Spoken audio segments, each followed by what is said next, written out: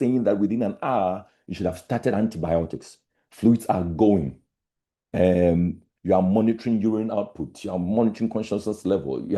If you have opportunities to do a lactate, you are monitoring all these things. These are the evidence-based things that we are talking about. And these are the standards that we need to go by when we're in emergency department. Then there should be a safe disposition and documentation. This patient who was coming with MI, do we have capabilities to do a PCI? If we don't, can we do thrombolysis? Is there another place that we can refer this patient to? This patient who was coming with a stroke, that we've done a CT that is infarctive stroke, can we safely do thrombolysis and safely send patient to either a cardiac a neuro ICU, or wherever the patient will be safely managed? We should be able to dispose the patient there safely and rapidly. Rapidly is important because, again, in emergency, it's all about flow. How quickly are patients coming in? How quickly are patients being moved from the emergency to a safe location, whether be it on the wards, ICU, theater, or even discharged from the emergency? Safe, quick disposition is what we talk about. And of course, we'll be talking about legal things. So documentation is important. And most of the times we have found ourselves wanting because we've done so much, but we've documented just a little. But it's the standard that we document and document well. There are times we have interactions with family. We've had family conferences. They have given some consent about certain things, yet we didn't document it. So when we go back, they say we didn't discuss anything with them. And there are occasions in my facility that we have discussed the use of thrombolysis for a patient who has massive PE and is in cardiac arrest. We are running the code, and we decided, okay, we discuss family, let's start thrombolysis to see if we can get a good outcome. When the outcome is poor, they come back to say that they didn't even consent for the thrombolysis to be given because the cost is also high. And they want to make arguments about the fact that they were not in consent of the medications. So these are the standards that we need to go by. And I will just show you this triage adult, when in the South African triage scale that we use. This is the adult one that we look at. And I'm bringing it up for you to see the things which are on it. And we are talking about resource limited environment.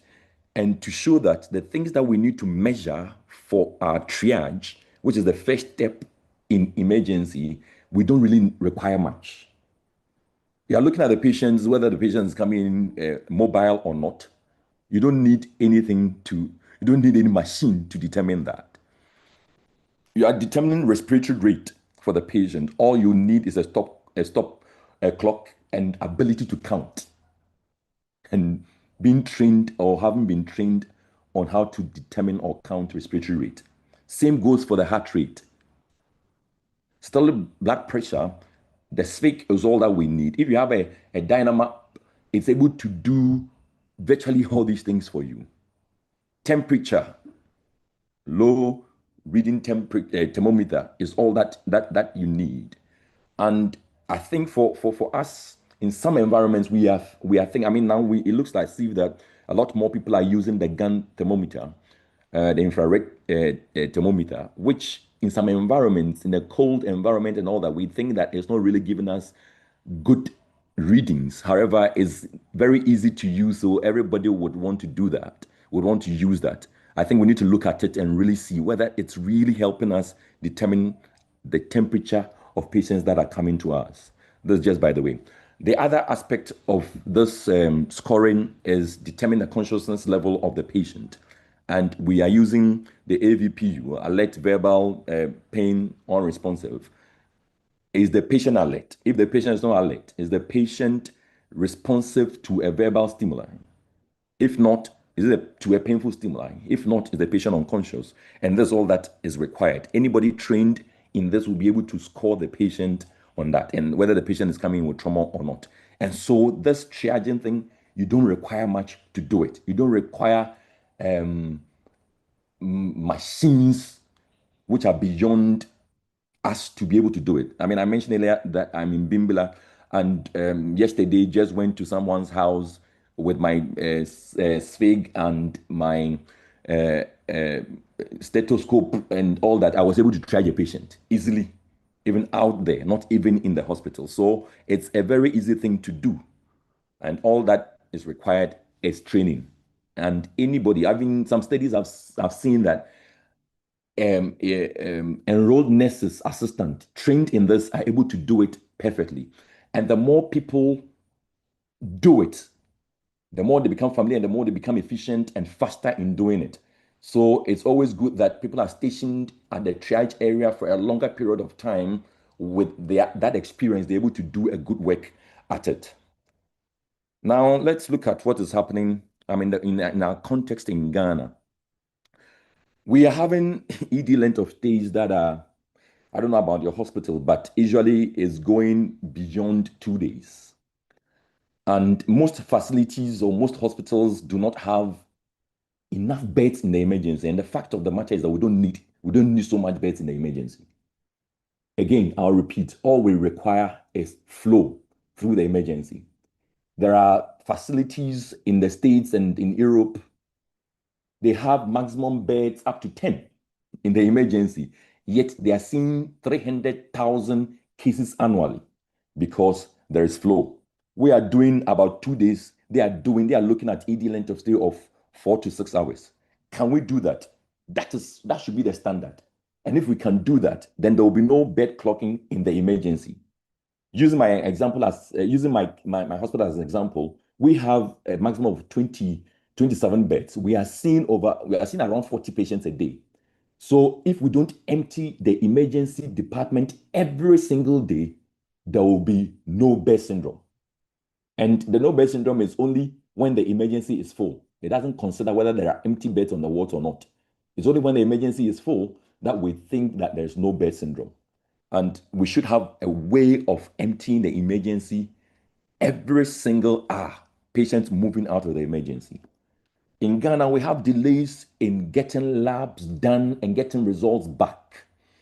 There are facilities that you'd have to go as a patient relative, go and pay to get a bottle, bring the sample bottle to the doctor to take the sample, give the sample to you, and you send the sample to the lab, and you have to go for the result and bring the result to the doctor.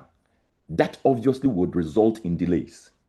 Why can't we make it such that the staff in the hospital would take the sample, send the sample to the lab, and the lab would run it and paste the result in our EMR? I think that would result in some uh, uh, time that we can save. Radiology, again, we know in this country that you need to pay before you can get imaging done. And if imaging is not paid for, it's not done. And there are a few occasions that once it's done, the result also may delay in coming. Okay. And all this result in delay. Delay in ward transfer. I've talked about that due to broken beds, due to lift that is not working, due to the fact that there's no porter to send the patient to the ward. There are no oxygen on the ward. Flow meters are not on the ward. These are the reasons why patients would delay and would be stuck in the emergency. So, bed shortages and no bed syndrome will be what would result if these things are not managed. And we need to look at that. The core challenge is we also have mismatch between patient needs and the system capacity, which leads to delays and preventable deaths and creates moral distress among clinicians. People are discouraged in this recent past. People are extremely discouraged, especially those working in emergency departments.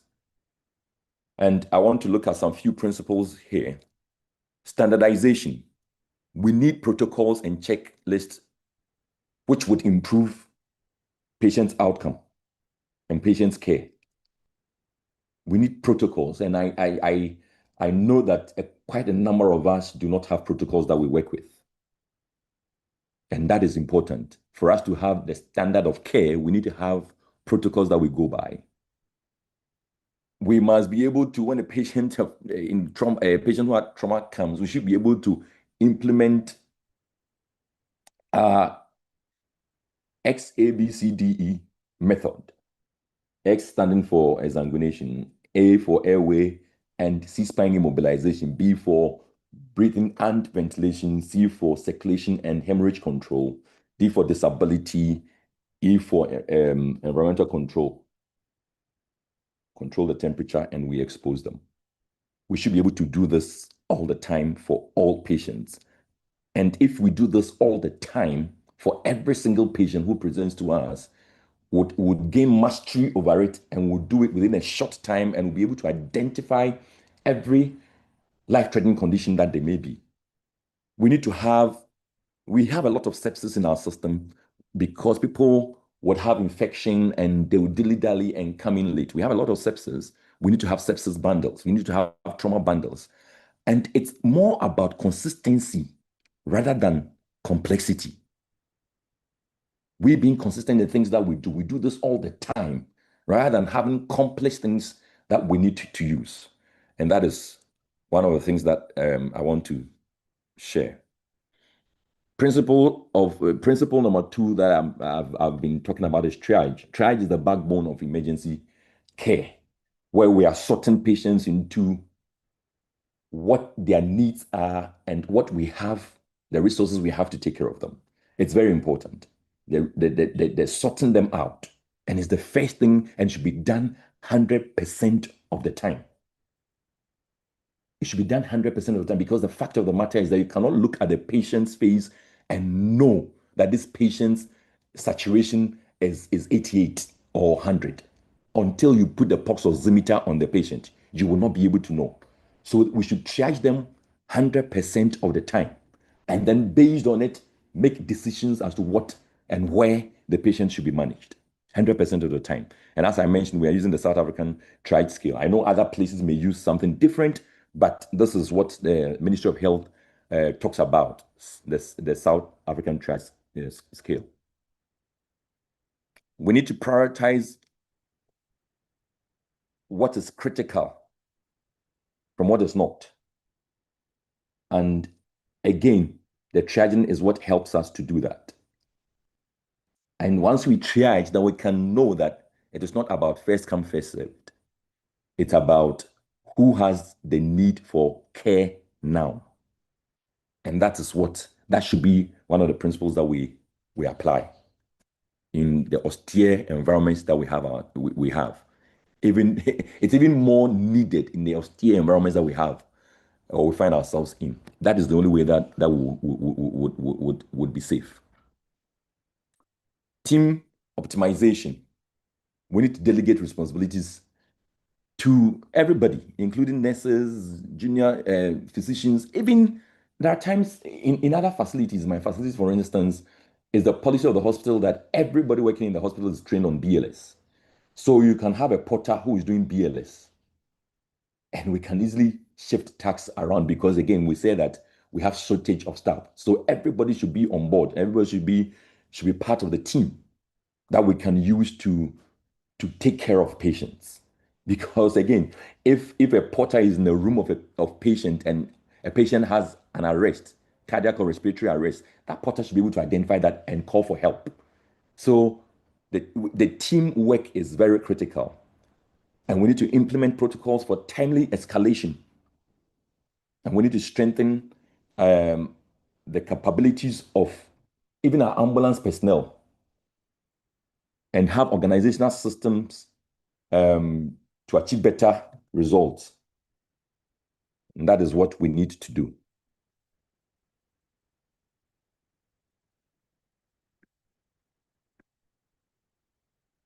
Decision-making is the principle that I want to look at. We need to act on clinical probabilities. In the emergency, for instance, let's say patients come, shortness of breath, chest pain, and maybe has passed out and regained consciousness, syncope.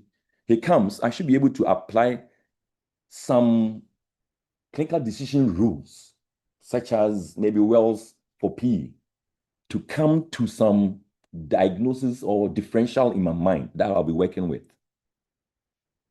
It makes it more likely to be a PE than maybe a pneumonia. So then I will start my management of that and investigate the patient to know whether it's really the PE or not. Clinical probability. We treat before diagnostic test or any diagnostic confirmation. Again, I mean, this example that I gave, suspected PE. I'll start my anticoagulation before I can even get a CTPA done for the patient. Because depending on where you are, doing a CTPA may take forever or may take a longer time for you to get that done. But at least we've started the treatment. And that is what we do as emergency physicians. We at times go ahead and start treatment before we confirm it. And we know that at times, if say I started it, it comes back and it's not a P, I stop. But then at times colleagues come and they don't understand why that was started. But for us, we treat before diagnostic confirmation is made. We need to avoid delays in critical care. Delays, we need to avoid it in critical care. And delay, we know, kills more than uncertainty. So instead of delaying because you're not so sure, for this patient, the example that I gave of this PE, I'm not sure. I would delay, the patient will get massive PE and probably die from that because I'm delaying trying to do CTPA and the patient will die. I'm uncertain, but I have a more a clinical probability that this patient is likely to have a PE. And so even though there is uncertainty, I'll go ahead and start my management. All right. I'll go on to the fifth one, resource stewardship. Again, we are saying that we are in resource limited environments. And so resource stewardship is critical. We manage limited resources efficiently. We minimize the use of unnecessary imaging. I mean, the other thing is that where I sit and where I practice, because there are a lot of resources available, there are times things are used that ought not to be used. I mean, doing a lot of imaging when necessarily the patient does not need it. Okay, so we need to look at this unnecessary imaging, and this comes at a cost. There are times we are radiating the patients unnecessarily, and the likelihood or the possibility or the risk of malignancies later in life. So if the thing is unnecessary, we shouldn't do them. Apply decision-making guidelines and biomarkers. Decision-making, the example that I gave, I mean, you have walls for DVT, there are lots, for us in emergency, there are a lot of clinical decision rules that we have. And some of these ones, of course, you cannot commit them to memory. And so there are apps on our phones that we can use to help us come to these decision rules, have the decision rules on our phones and we can use them. And that should be the standard. You cross-check. You shouldn't have everything in memory. Optimize outcomes for the majority of the patients. And I'll look at probably the sixth and probably the last one. We should always consider systems thinking.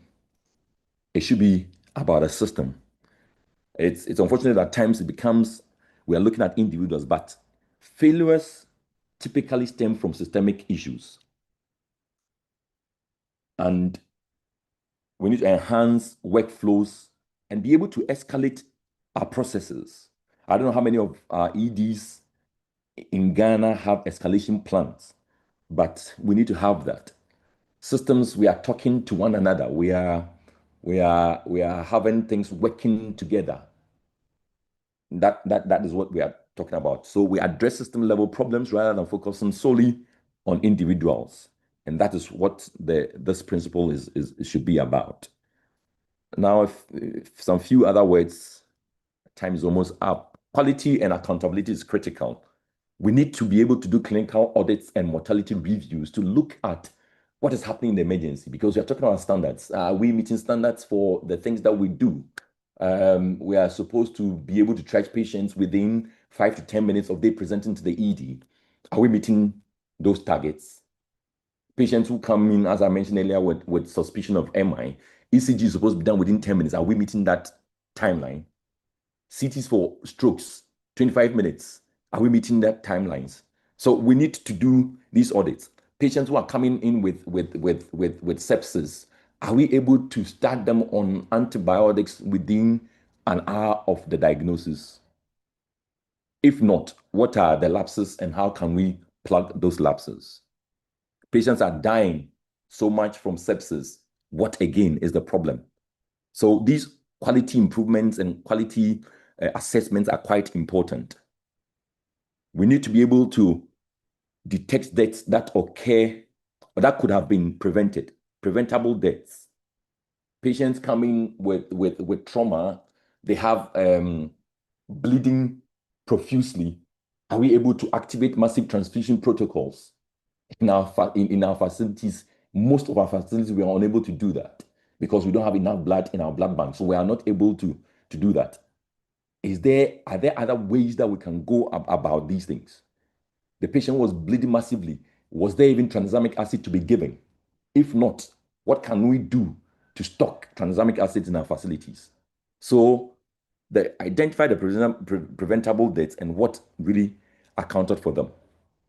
Then we need to commit to ongoing enhancement and quality improvements. That is something that is standard that ought to be done. We run up pretty soon. Practical interventions. We need to implement triage protocols. 100%, as I've said earlier, 100% triage everybody who presents to us. Establish time benchmarks for laboratory and radiology services. Can we say that once a lab is taking 2 hours, we should get results? Once imaging is done, depending on what it is, if it's a stroke, within an hour, a report is given. Can we get these benchmarks? These are the standards. Can we meet them? Enhance emergency department throughput and bed availability. And it's so great that Prof is here and he will probably talk to us about a national integrated bed and referral management system that the government is planning or already implementing. It's still ongoing. We hope that will help solve some of the bed issues that we are having in our facilities. And optimize ambulance pre-arrival communication protocols. These are the standards. A patient is coming to you, you should know about it. Whether you have bed or not, you should be informed about it so that you can inform them or you can guide them what to do. Now, some take homes that I want us to go with. Standards are not negotiable. Systems determine outcomes. And following protocols is critical to saving lives. Effective leadership is vital. And closing, I will say that excellence is defined by consistency. We need to be consistent in the things that we do. Focusing on prioritization and enhancing systems is essential. And addressing malfunctioning system is imperative. Emergency care serves as the primary entry point to the healthcare system. And these are the references, and thank you very much for your time. Thank you very much, Dr. Kwame Ekremet, for doing justice to the topic. And I'm sure our participants are noting down their questions. The notes that I have taken from these presentations include standards vary depending on available resources. Workflow is important. And one of the examples you cited was that can we ensure that in institutions we have staff that take blood and other things to the lab rather than letting relatives send these labs. But who employs these staff to send samples around? Years ago, we had staff that used to do this. In many hospitals, they are no longer available. So who is to ensure that these are done? And we also took note of the comment you made about many emergency workers being discouraged. And we are hoping that after these presentations, especially after Honorable Professor Dr. Titus Bayo gives his presentation, we will be reassured and be less discouraged in the performance of our duties. I also noted that you said failures are usually system failures rather than focusing on individuals. And systems determine outcomes, and leadership is important in determining outcomes.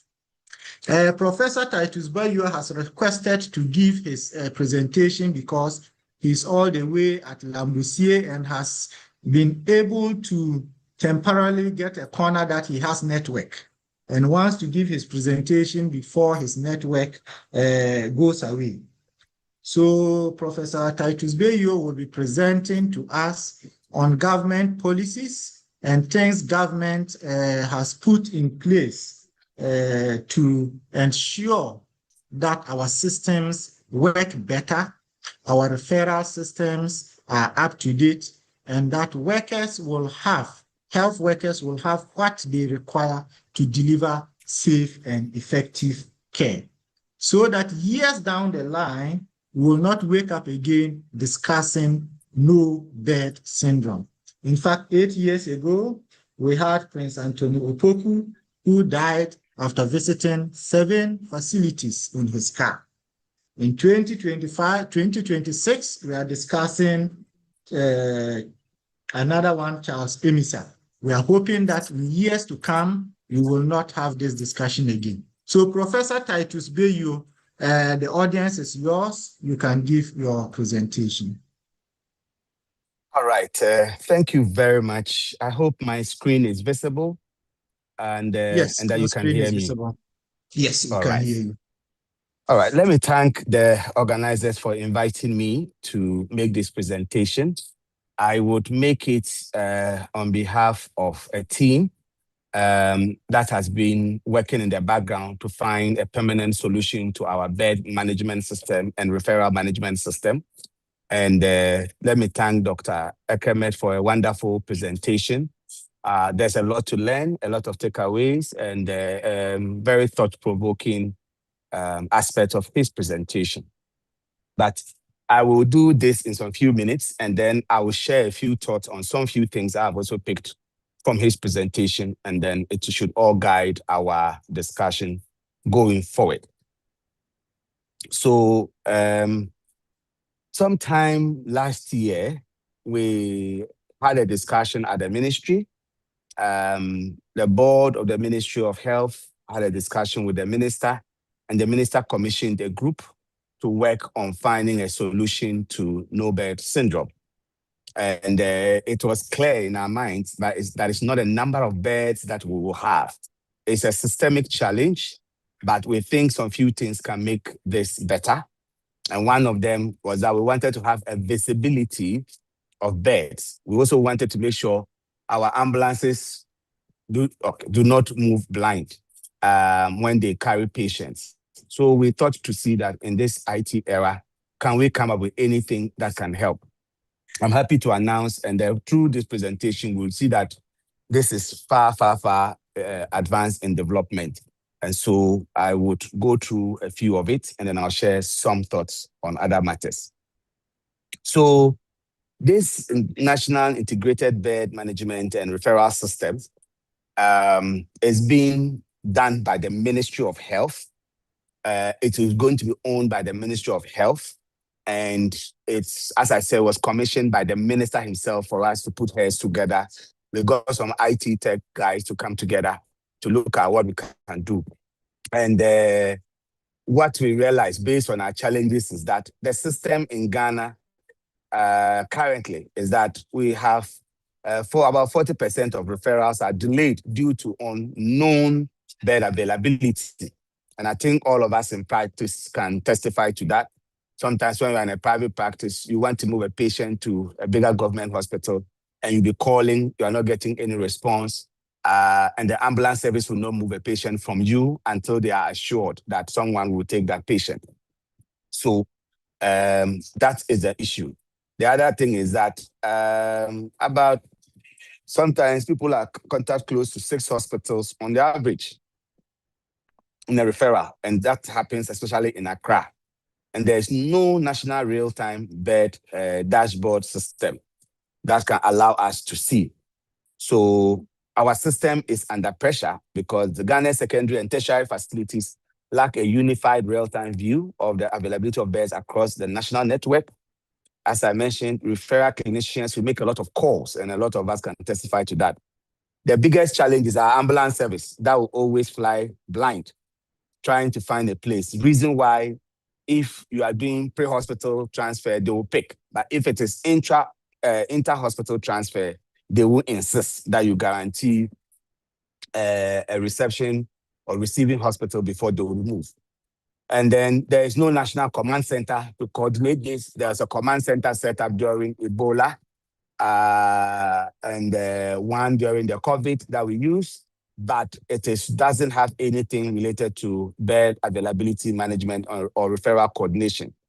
And this system seeks to address all 4 gaps that have been identified.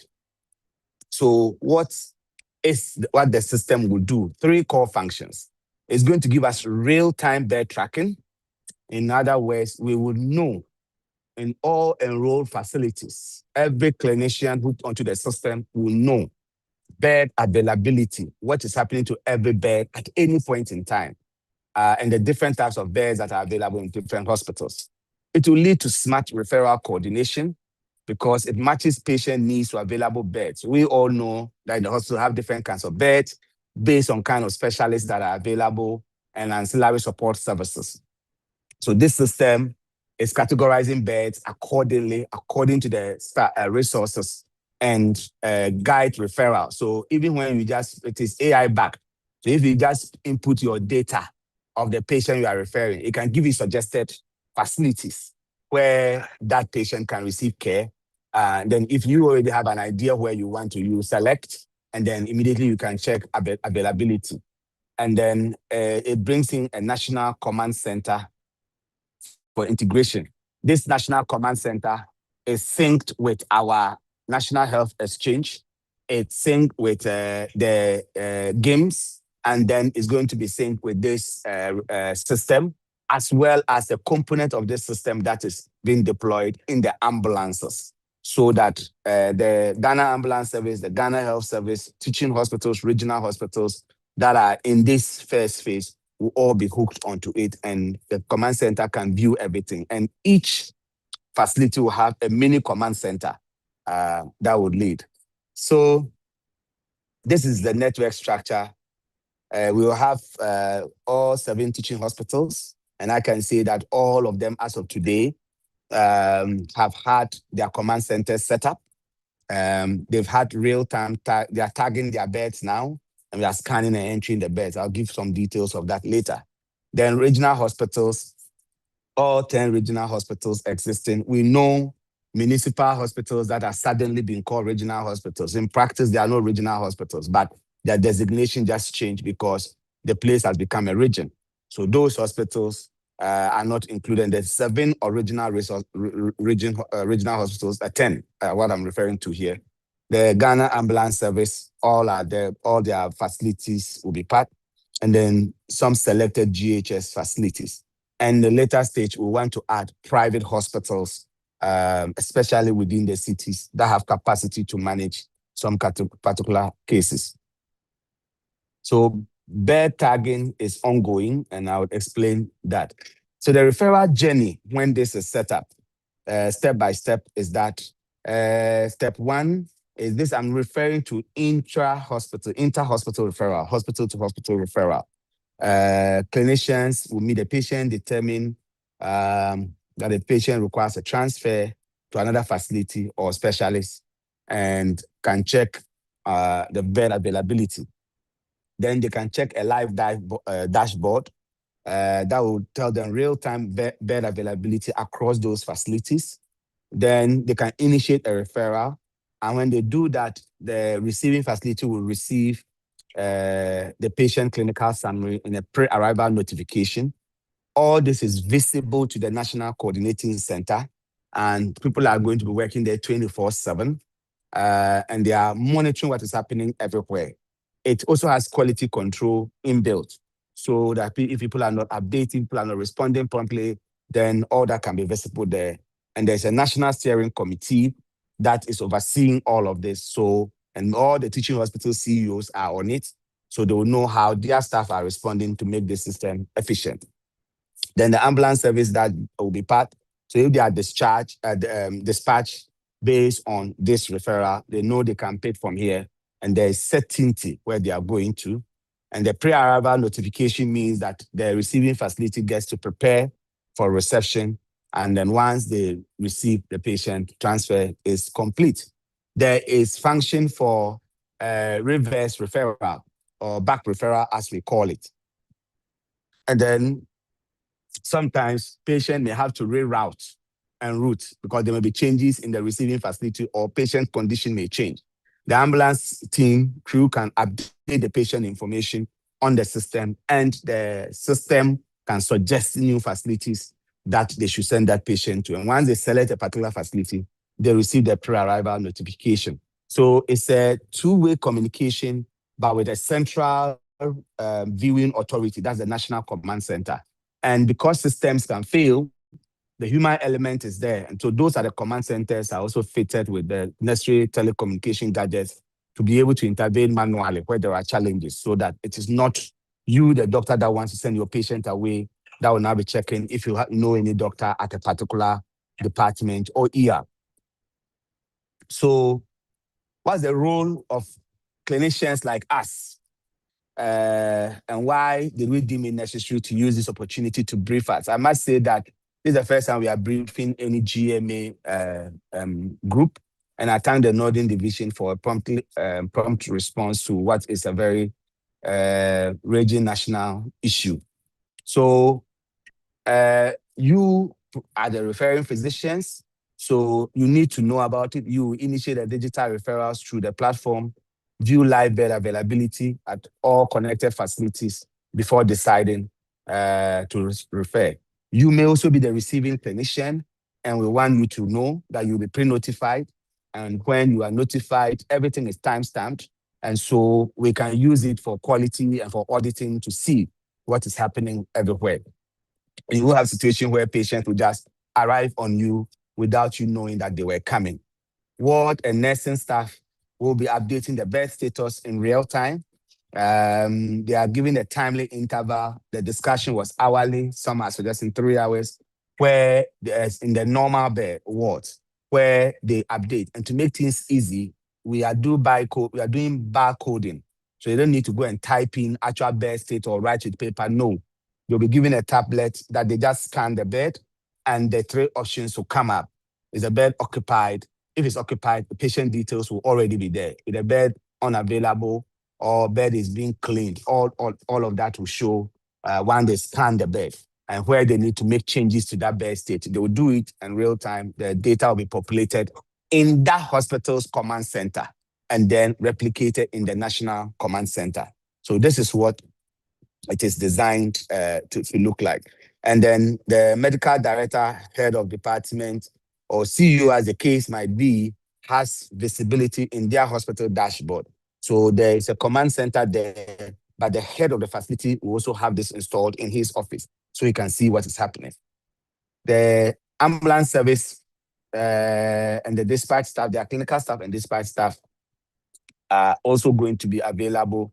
They are getting tablets. They are getting the system installed on their ambulances, and that would also help them to know where the beds are available, if they need for redirection, and all the delays they get when they get to a particular place. We hope that this will ameliorate the situation, if not eradicate it or eliminate it to the barest minimum. So why should this platform matter to you? To save significant clinical time, you won't spend time calling, chasing around trying to place. It will improve patient outcomes, which is what every doctor seeks to get. There will be professional accountability and safety for all of us. We'll all use the system, and then it will drive system-wide improvement.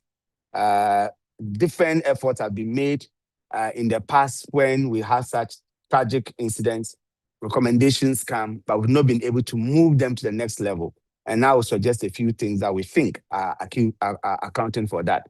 And I think that when we have a system like this in place and people are properly trained and working, hopefully we should get a system-wide improvement. So at the end of the day, from this discussion, it is obvious that the emergency department, the ICU, critical care, the surgery unit, the pediatrics, all departments in the hospital should be beneficiaries. As we mentioned, the earlier presenter mentioned, the issue is not the total number of beds.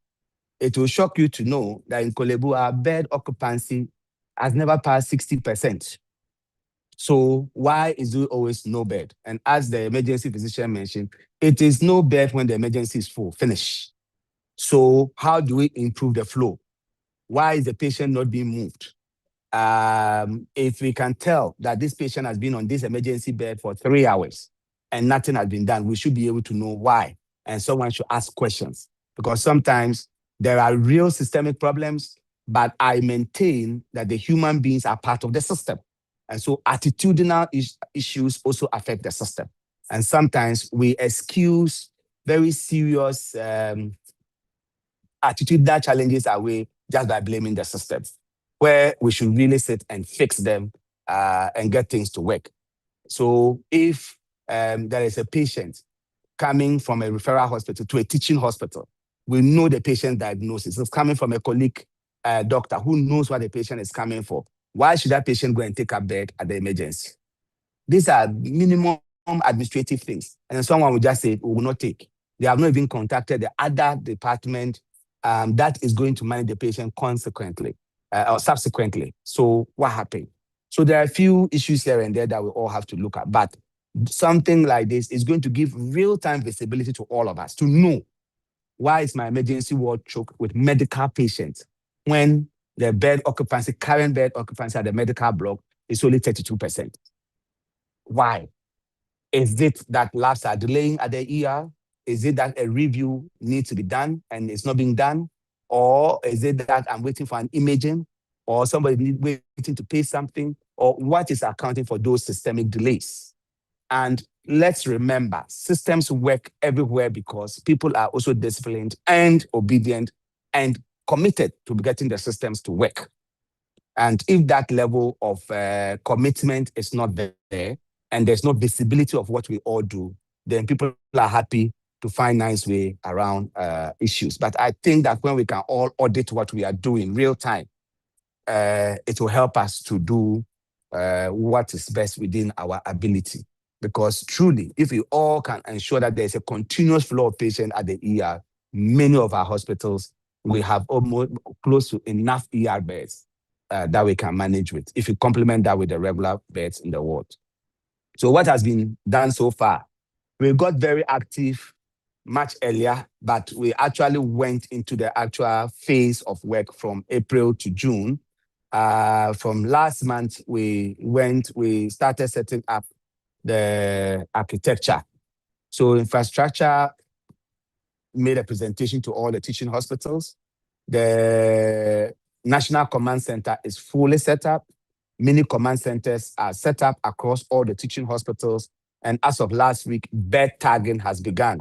Earlier on, we asked the bed status of all the hospitals. And to surprise you, that people presented a number of beds they have, because some thought that request me that they are going to buy them beds. But when we went around to count physically the beds, the data is completely different.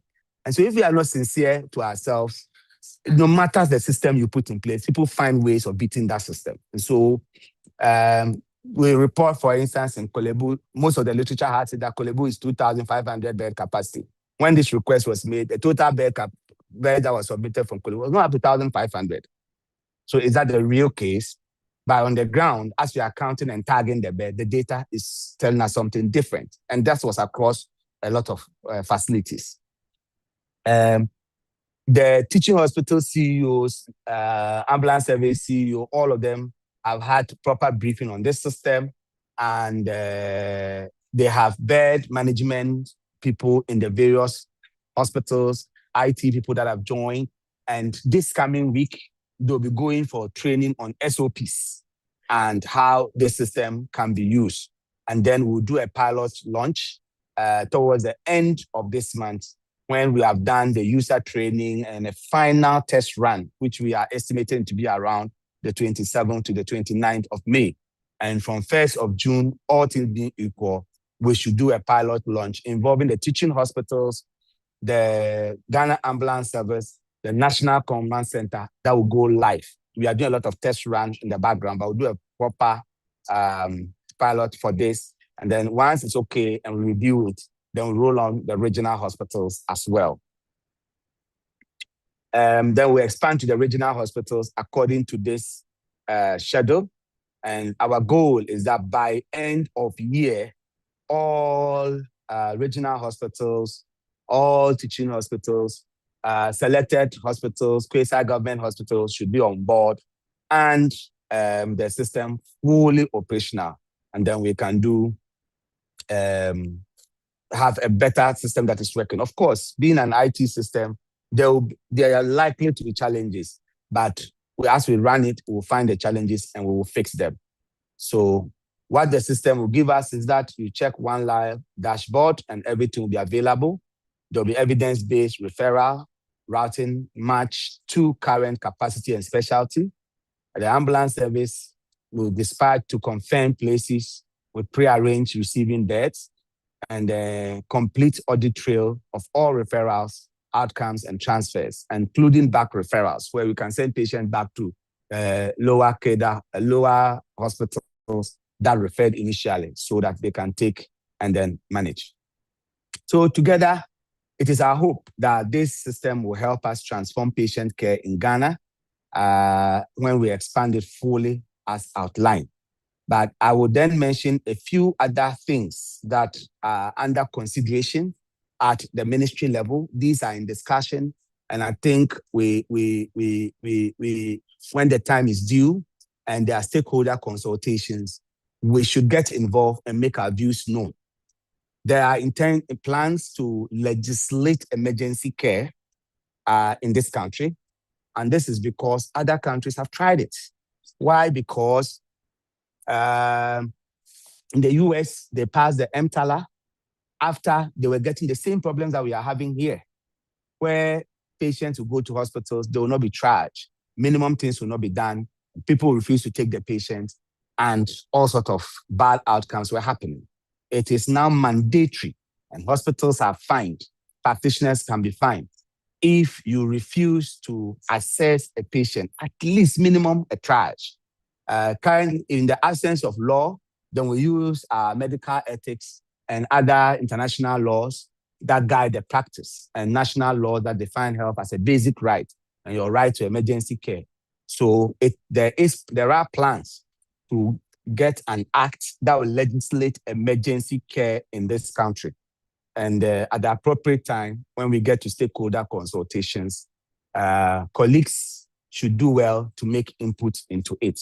And I agree that we should always think systems rather than individuals. But I maintain that individuals form part of the system. When we've had one very bad outcome and we come up with recommendations, we expect that all of us will do our best to work with those recommendations. From the 2018 incident, it was clear and it became a policy that no patient should be turned away without at least a triage, minimum a triage. And so when we do not triage patients and turn them away, then we've shut the system to the people, to the patients.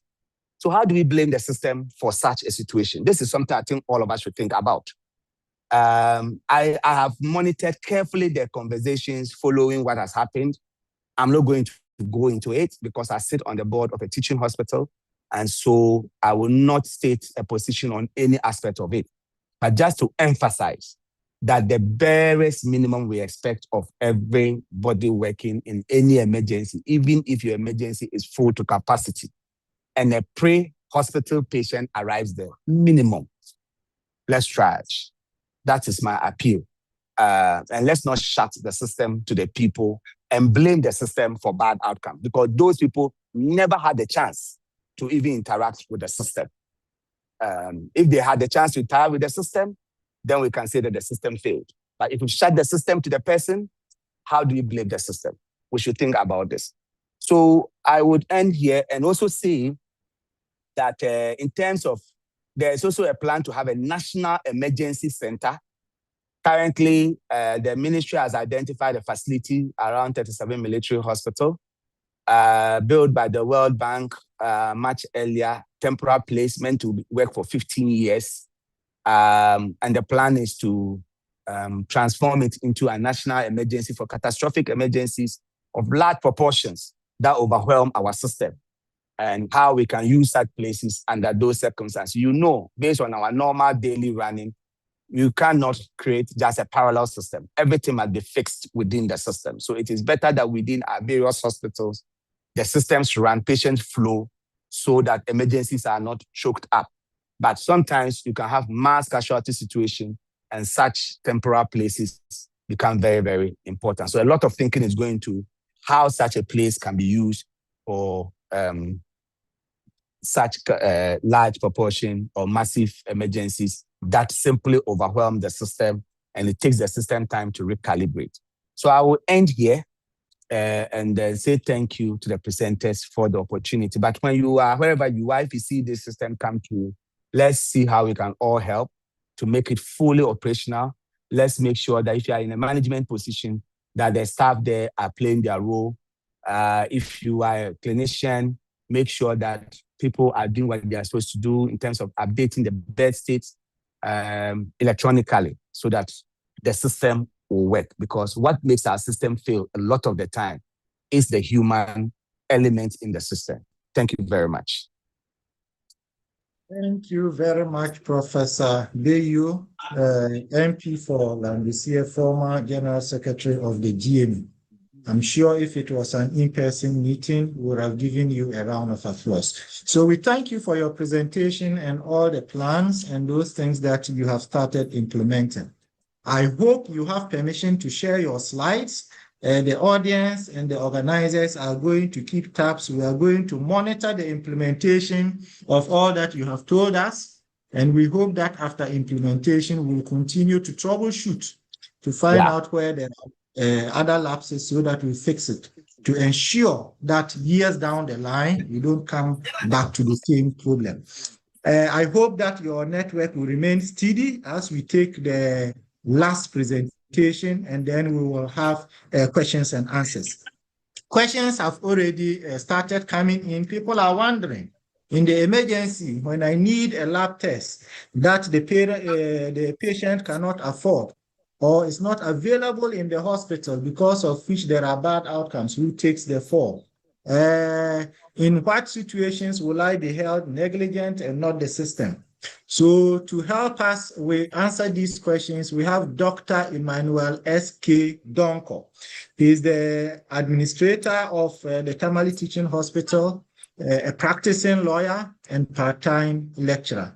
So he will take us through what we ought to know about medical negligence lawsuits and how we can act to make sure that we are protected in such situations.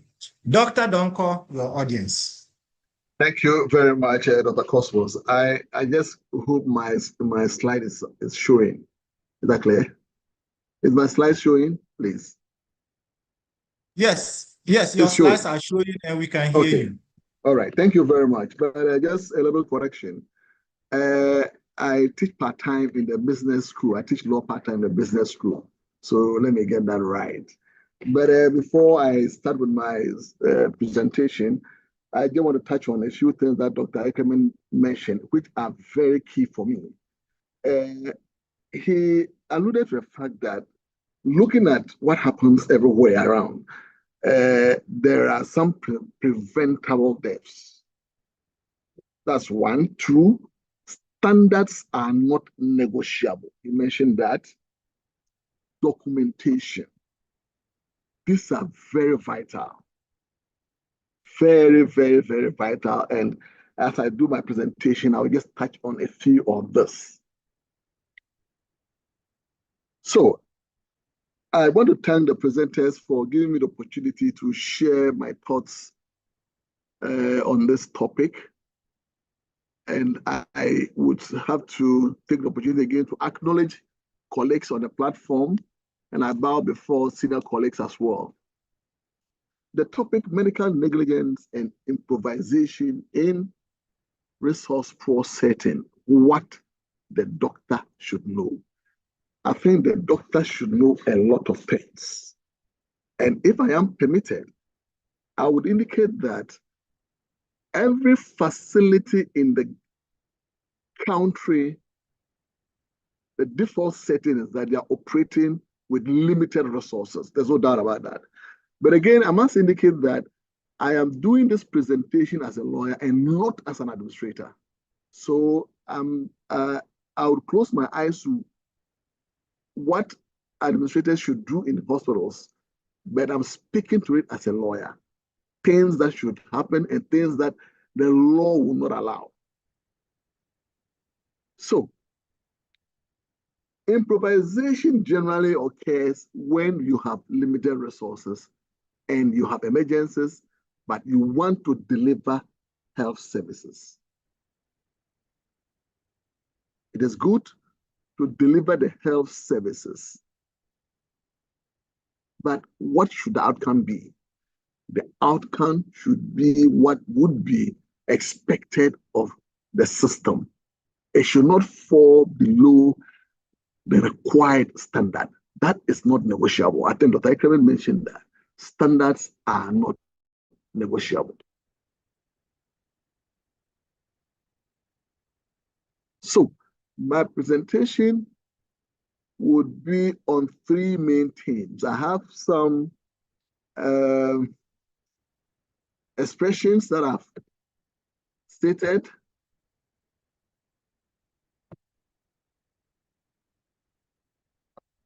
Yes. So you have some statistics, some expressions, health service provision, then we have professionalism, and then legal application. Yeah. So the statistics are that there are about 25 to 30 complaints to advocacy groups. The complaints are that they are not being treated well, patients are not being treated well in the respective facilities that they attend. And governments spend not less than 10 million Ghana cedis per year in paying for medical negligence cases in terms of compensation. The last time the minister spoke, he said even a government facility is paid about 10 million. And there's indication that most of the cases were in the area of surgical operations and obstetric care. Certainly, there's an emerging trend, and this trend would continue to increase. It would continue to increase. So it is for us to guard against it happening. Now, the expression ignorantia juris nat excusat, it simply means that ignorance of the law is not an excuse. Let's take note of this. Then we have dura lex sed lex. It simply means that the law is harsh, but the law is the law.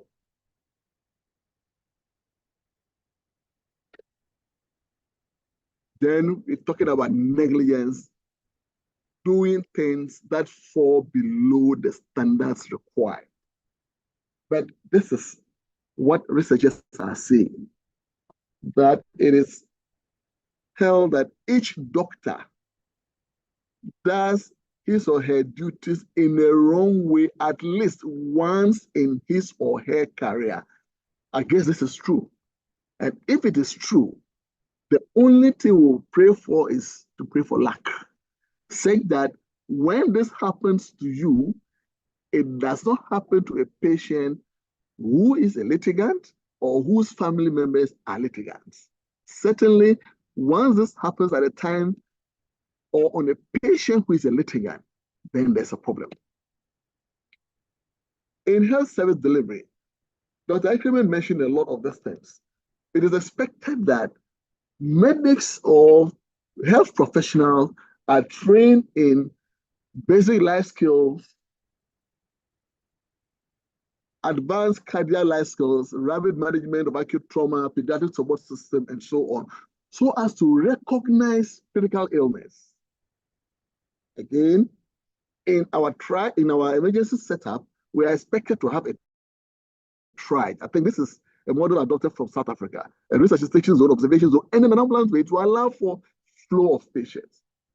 Then we expect that there are essential diagnostics and life-saving tools and machines.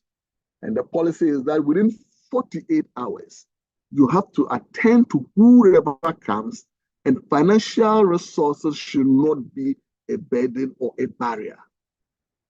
I am stating this because if there is an issue in any facility that borders on an emergency, the lawyer would look at what the policy on emergency is and what is expected of the facility. Clearly, there is not an excuse to say that you don't have the resources. That is not for the patient to accommodate. No. Yours is to have all this in place and to provide the essential services to the client who comes. So you must display professionalism in the service that you provide to your clients. And at the core of medical practice, it is to provide or secure an informed consent from the patient. In fact, an informed consent is so broad. Communicate with the patient very well, provide alternatives or the processes or procedures that are to be embarked upon. If there are likely risks, the patient should be told all this. And you will realize that in our Constitution, Article 14.1 is very clear that every person is entitled to his personal liberties, and nobody can take away that unless it is granted by law. 15.1 talks about the dignity of all persons shall be inviolable. So you must seek consent before you attend to a patient. The consent must be informed. Yes, there's information asymmetry between the patient and a doctor or a medic. You should not use your expertise to really coerce a patient to accept a position. You are supposed to lay bare all that the patient needs to know. Even though, as we will get to know, see in our in further slide, because of the internet, patients are well abreast with their conditions even before they approach a medic. So it is for us to be well versed in our area, and we should educate the patient and provide the appropriate information. If you look at Article 21.1F, right to information about the state of health when one becomes a patient. Yes, this is what the law says. That's the position of the law. But if you go into ethics, there's this debate as to whether to provide every single information to the patient if you know that the information, if received by the patient, will affect the patient's health. So there's a balance here, even though the position of the law is that provide every information about the patient when he or she needs it. But this can be balanced if it is very clear that that patient might not need that information in order that his health is not compromised. Condition rather is not compromised. If you also look at Article 30, it provides that a person who by reason of sickness or any other cause is unable to give consent. No, we are talking about informed consent. They are saying that any person who by reason of sickness or any other cause is unable to give consent shall not be deprived by any other person of medical treatment.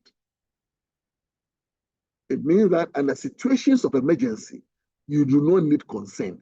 You must do what is right, and that will inure to the benefit of the patient. Dr. Ekman talked about documentation.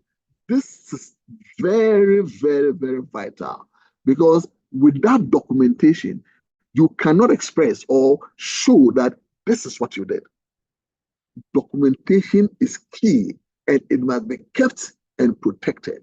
In fact, if there is any lawsuit, as a lawyer, what I would do is to write to the court to compel you to provide all the documentation on the patient between a period. That is, when the patient visited the facility until he was discharged, and it is given, you will be compelled to provide all that information. And that information becomes a public document because now it is in the courts. The lawyer, if he reads the information, he probably cannot analyze all that it contains, but he can seek help from your colleagues, your colleague medics. In fact, definitely as a lawyer, there are certain things I wouldn't understand, but I would get a friend who is a doctor who would take me through everything that has been documented. If you leave gaps, your colleague doctor would educate the lawyer that instead of writing this or doing this at this time, it's not been done. Then I take notice of that, and probably that is where I will hit you hard on. So that is what happens.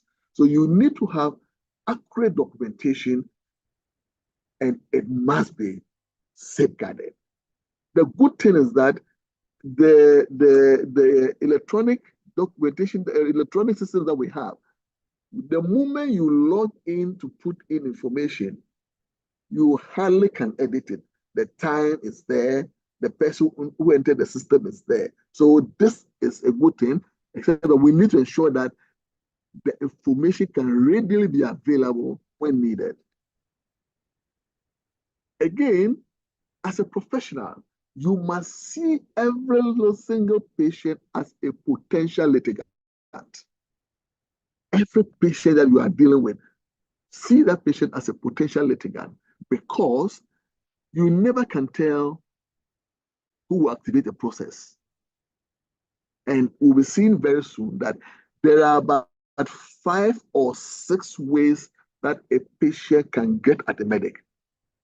5 or 6 different ways that a patient can get at the medic. Endeavor to meet the required standards. So, as I indicated earlier, improvisation is not a problem, but improvisation should not lead to providing services below standards. If you provide service below standards, that causes a harm, then you are culpable. You are culpable. So, yes, we can deal with the situation that resources are highly limited. We want to provide service to save lives. That's okay. But it should not be below standards, and it should not result to harm to any of the patients that we attend to. Again, we should not ignore obvious symptoms or put up very reckless behavior before clients. Most of the clients that activate a legal suit, in fact, it is about the interaction between them and the medics. Sometimes we treat them as if they need so much help from us, so we don't regard them. If you allow a patient to feel despised, the least thing he or she would want to take is part of flesh. And now, the expectation in recent time is that not only should healthcare professionals exhibit high professional standards, they must be made accountable. And therefore, they're saying that for quality of healthcare to be achieved, it must be sensitive to medical legal consideration. It's debatable though, but this is the position that people are holding now in terms of providing medical care, that medics should be held accountable for whatever that they do. And if we want there to be quality healthcare service, then we must put a little fear of the Lord in the medics. As I indicated earlier, patients have unlimited access to any kind of information about their medical conditions that may be presented before a medic. It therefore means that a lot more professional touch is expected from the medical professionals. Act 857 makes it explicit. That is the, what's it called? The Health Professional Regulatory Bodies Act. It makes explicit references to professional misbehavior or medical error that are subject of legal culpability or penalty. A patient who feels slighted or who feels strongly about a procedure or treatment meted out can take on that medical officer or a medical professional, a nurse, can take that person on before the governing councils of these professional bodies. Apart from this, a patient can institute a legal action against medics by coming under a human rights action. And let's get this very carefully. If a patient has suffered any violation of his human rights, now if you go to the Constitution, that's under Chapter 5, from Article 12 to somewhere 28 or 29, there are a lot of the human rights articles that everybody is at liberty to enjoy. So they are saying that if you are a patient and you feel strongly about any of the human rights, you can institute an action. Now, it is not just the case that that right has been violated. Even if you are anticipating that there is a likely breach, there will be a likely breach, you can institute an action against the medic. And what is so strange or interesting or curious is about this article, 33.5. You realize that in the Constitution, there's a tall list of rights and freedoms that have been spelled out in the Constitution. But 33.5 says that it shall not exclude those not specifically mentioned in the Constitution. That is so broad. Not specifically mentioned in the Constitution, but they are inherent in a democracy and intended to secure the freedom and dignity of man. So you realize that by this article, it's telling you that a patient can activate an action, institute an action, even though that action, you don't find his human rights that have been violated in the Constitution, but he can bring on board something outside of the Constitution that might be upheld by the courts. But it is said, there's a caveat that for this to happen within 6 months of the breach or the likely breach or whatever that you have against the medic, you must institute an action by a petition. Now, depending upon the terms or discussions between the patient and the medic, you could consider the relationship as a contract, and one can sue under that. If I meet with you or I present my condition before you, medical science is not an exact science.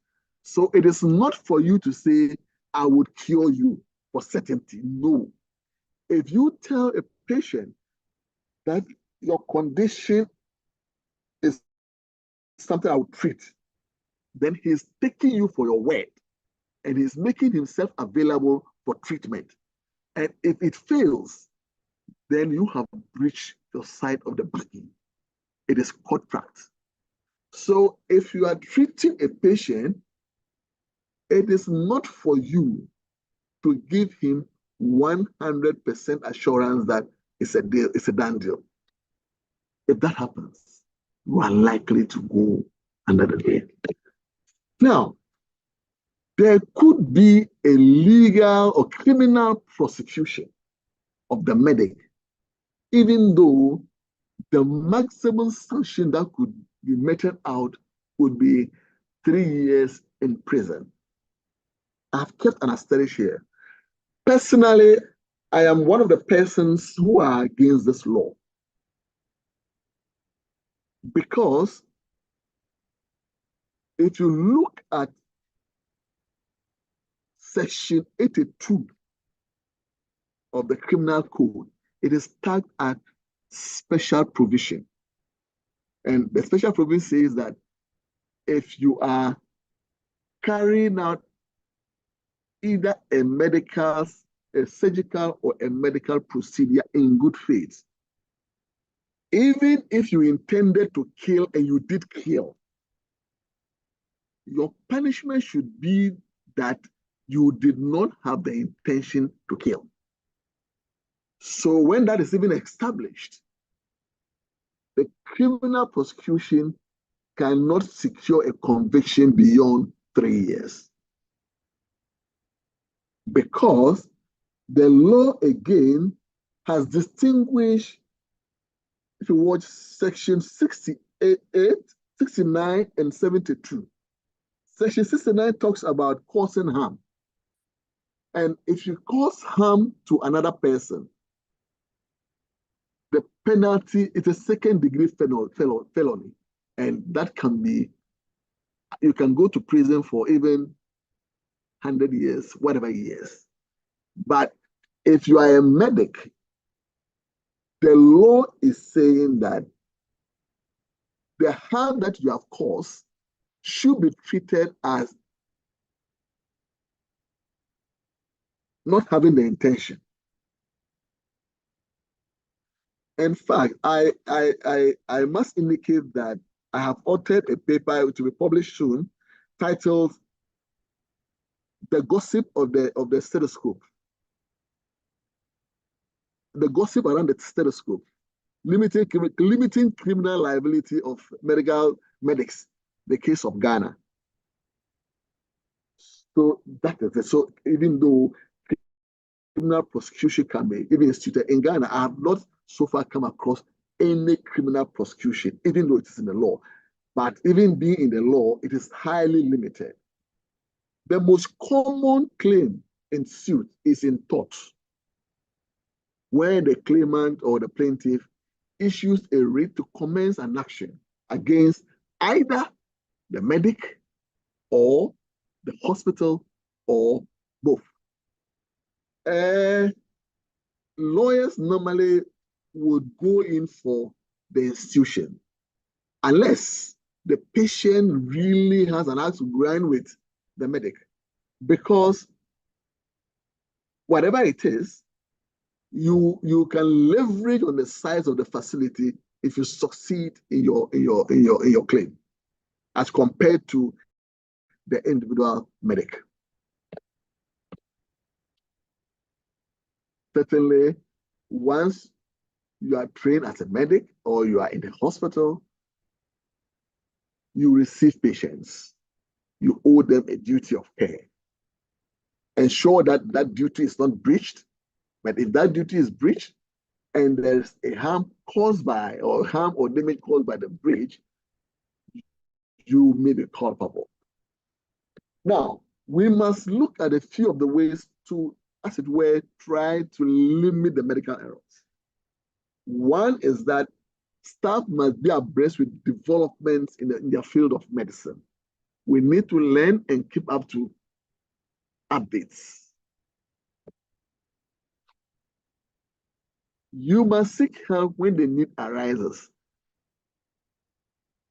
A medic should not say that he knows it or she knows it all. A medic should seek help when the need arises from colleagues. In fact, if you do this, it adds onto your knowledge. It broadens your horizon. I spoke about this earlier. You must treat every patient as a potential litigant. Once you have this at the back of your mind, certainly you will know how to comport yourself and be very professional in dealing with the patient. Again, there's the need for adequate resources. Adequate resources to provide the services to the best of standards as required. This also is non-negotiable. There must be effective communication. Effective communication between the medic and the patient, the medic and his colleagues.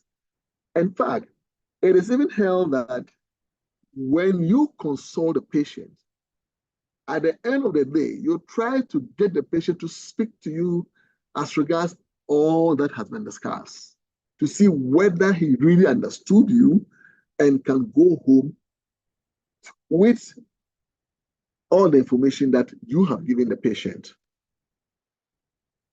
We should obtain informed consent. Like I mentioned this earlier, informed consent. If you take informed consent from a patient, some of the problems are solved. Patient must know everything about the procedure. If there are alternatives, you must bring that to bear. Let the patient look at it and make a choice by your guidance.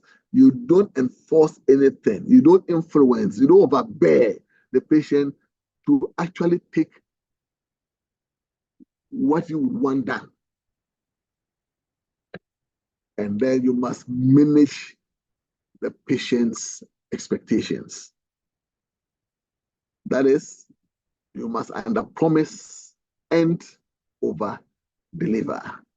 Thank you very much for the presentation.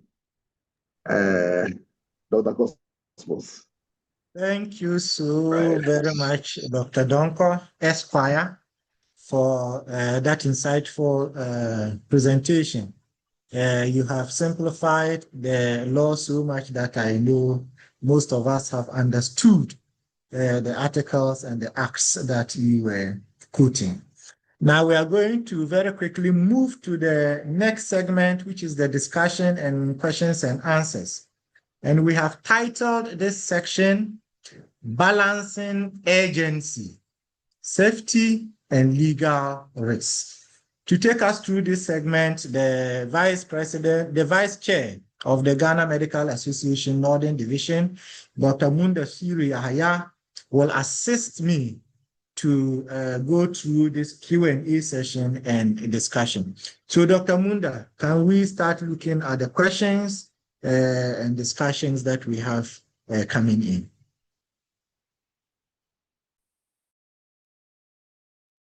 Okay, thank you very much, Chairman. Our Q&A session is very busy.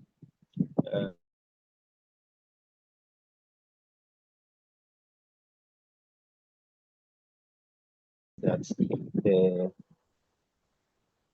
chat box is for your comments and feedback. If you have any question, kindly put it in the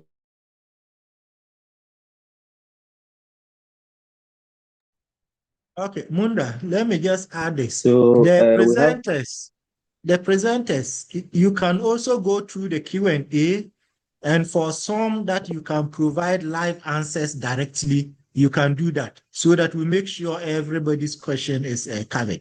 So the presenters can also go through, and if you can answer directly, do so, whilst Munda goes through and reads out some of them. Okay, so I think this first one from Dr. Martin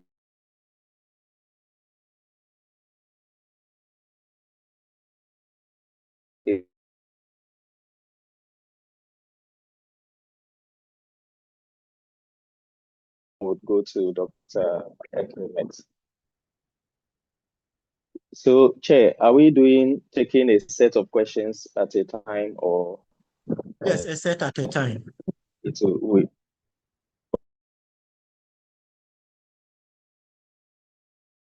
Okay, they go to the same, or I follow the questions were asked, irrespective of which presenter which question goes to. So we can take, if we are able to identify who the questions are directed to, we take a couple of those together so that that speaker deals with it. And then we take another speaker's questions.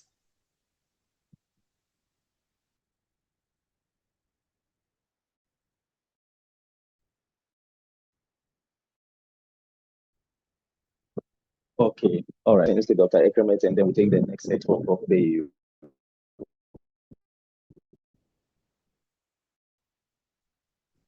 So the doctor deals with delays as a result of labs and X-rays.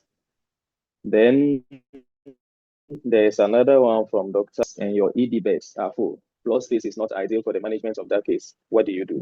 And how do you document such a situation since patient folder has not even been opened in your ED? Then Dr. Raphael Kwarase. Thank you, Dr. Ekremet, for the presentation. In a system where patient relatives must pay for every lab test or imaging before it is done, how will me as a doctor navigate this situation to avoid legal battles or scapegoating, maintain standards, and avoid patient delays? Any experience to guide with the young ones? So I think I've had the first 3 sets for Dr. Ekremet. All right. Thank you very much. And thanks, my other colleagues, for a wonderful presentation they made. I think the first one was talking about 90% of patients' delays in the ED are due to labs and X-rays. How does the doctor deal with this? And so, this I'm about to say will go for quite a number of the things, and it still goes back to what have you personally done about the situation that you have documented. So, patient X-ray is delaying. For me, I will document. I've done X-ray at this time, or I need X-ray for this patient at this time, unable to get X-ray done. I will let my HOD know. And I expect that the HOD, if he can't solve that problem, will let the medical director, CEO know. And for you document that you need this for the patient, you are struggling to get it done, and you've informed this other level of authority about the situation, and I will document it. And let me say that for us in emergency now, we are documenting quite a lot. And at times our colleagues are not happy with us that we've documented, but there's no other way around it. There's no other way around it than to document the things. Because as our lawyer said, if it's not documented, it will be used against you. That when the thing happened, what did you do about it? If it's not documented, it's not done. So really, I will go a step to try to get it done. I will go probably, at times we have gone to plead with radiology to tell them that this patient is in emergency. We need this done and we need it now. They don't have money and we want to get it done now. And I'll get a response. If they insist that they need to take money before it's done, I'll document same and report to my HOD about it. If I'm the head of department, then I will discuss with a medical director about it. There are times you don't get any feedback. There are times you have even called people that unfortunately they didn't respond at the time that you need them to respond. And I'll go above that. If I need to discuss with my CEO, I will go and discuss with him about it. Okay. And I will document that this is what I have done to try to do what I need to do for the patient. So that will be my approach, and that has been my approach quite a number of the times. And I have had bad response from colleagues because I had to document, and there's nothing I can do about that but to document. Okay. Did you read Amofe's question as well for me in terms of institutional systems thinking? I guess it's still for me. And no, please, that is for Prof. Bayo. Okay, all right. And then Patricia. Hi, Dr. Kole. Good evening. Yes, Patricia is for you. Okay, all right. So she's talking about when the ED is full. Again, when the ED is full, unless if this patient is coming in an ambulance and the ambulance stretcher is available, that will be my bed for now. Okay. If it is not, and you see, the thing that for us in emergency we keep doing is that constantly we go through the patients that we have in the department, because you will know that, I mean, you will bear with me that not every patient is that sick such that you can't get the person to maybe move into a bed or try to find out from the ward whether you can quickly move a patient to the ward or something. There are many occasions that we've gone through a patient's, constantly we do this. We go through all the patients in the ED to find out which patient is relatively stable to probably even sit in a chair. There are some of the patients we have discharged who are still in a hospital bed waiting for their bills to be settled, and they are in a bed. We will quickly let you go into a chair so we can have the bed to treat another person. If there's somebody even who is not even been discharged, but relatively stable, maybe getting to do an X-ray or something so that you decide on what to do, you can get that person onto a chair. Usually our patients understand. They understand that this patient who has come is critically ill and would need the bed more than they need the bed. It's still about trying to triage the patient that you have around to decide who really needs a bed even now. Okay, so constantly, let's do this. And if you've done all this again and you're not getting any headway with any of them, still document and call the other superiors, because most of the times, more often than not, when it has gotten to the point where we are not able to get beds and there are beds on the ward and people are proving stubborn, you call medical director and they give directives straight up, or CEO straight up, and patients are moving. Okay, so let's employ all these strategies to get patients onto a bed, or if it's on a stretcher, start doing something on a stretcher whilst you still go around and do that, because you still need a bed for the patient. So that's what I will do. I think the last for me now is on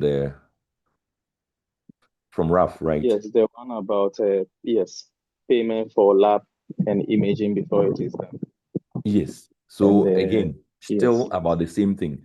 As lawyer said, in our National Insurance Act or whatever, they have said that within the 24, 48 hours, we should not demand for money to take care of the patients.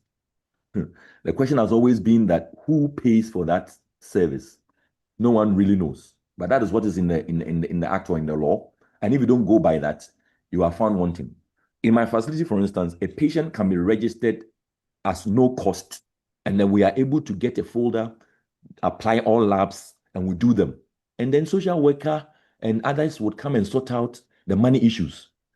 One of our CEOs mentioned to us that you, as a doctor, you should not be bothered about the money. Yours is to take care of the patient, and let finance, social worker, and others figure out how they will get the money back. So in our system, they can activate no cost, and then you're able to see the patients.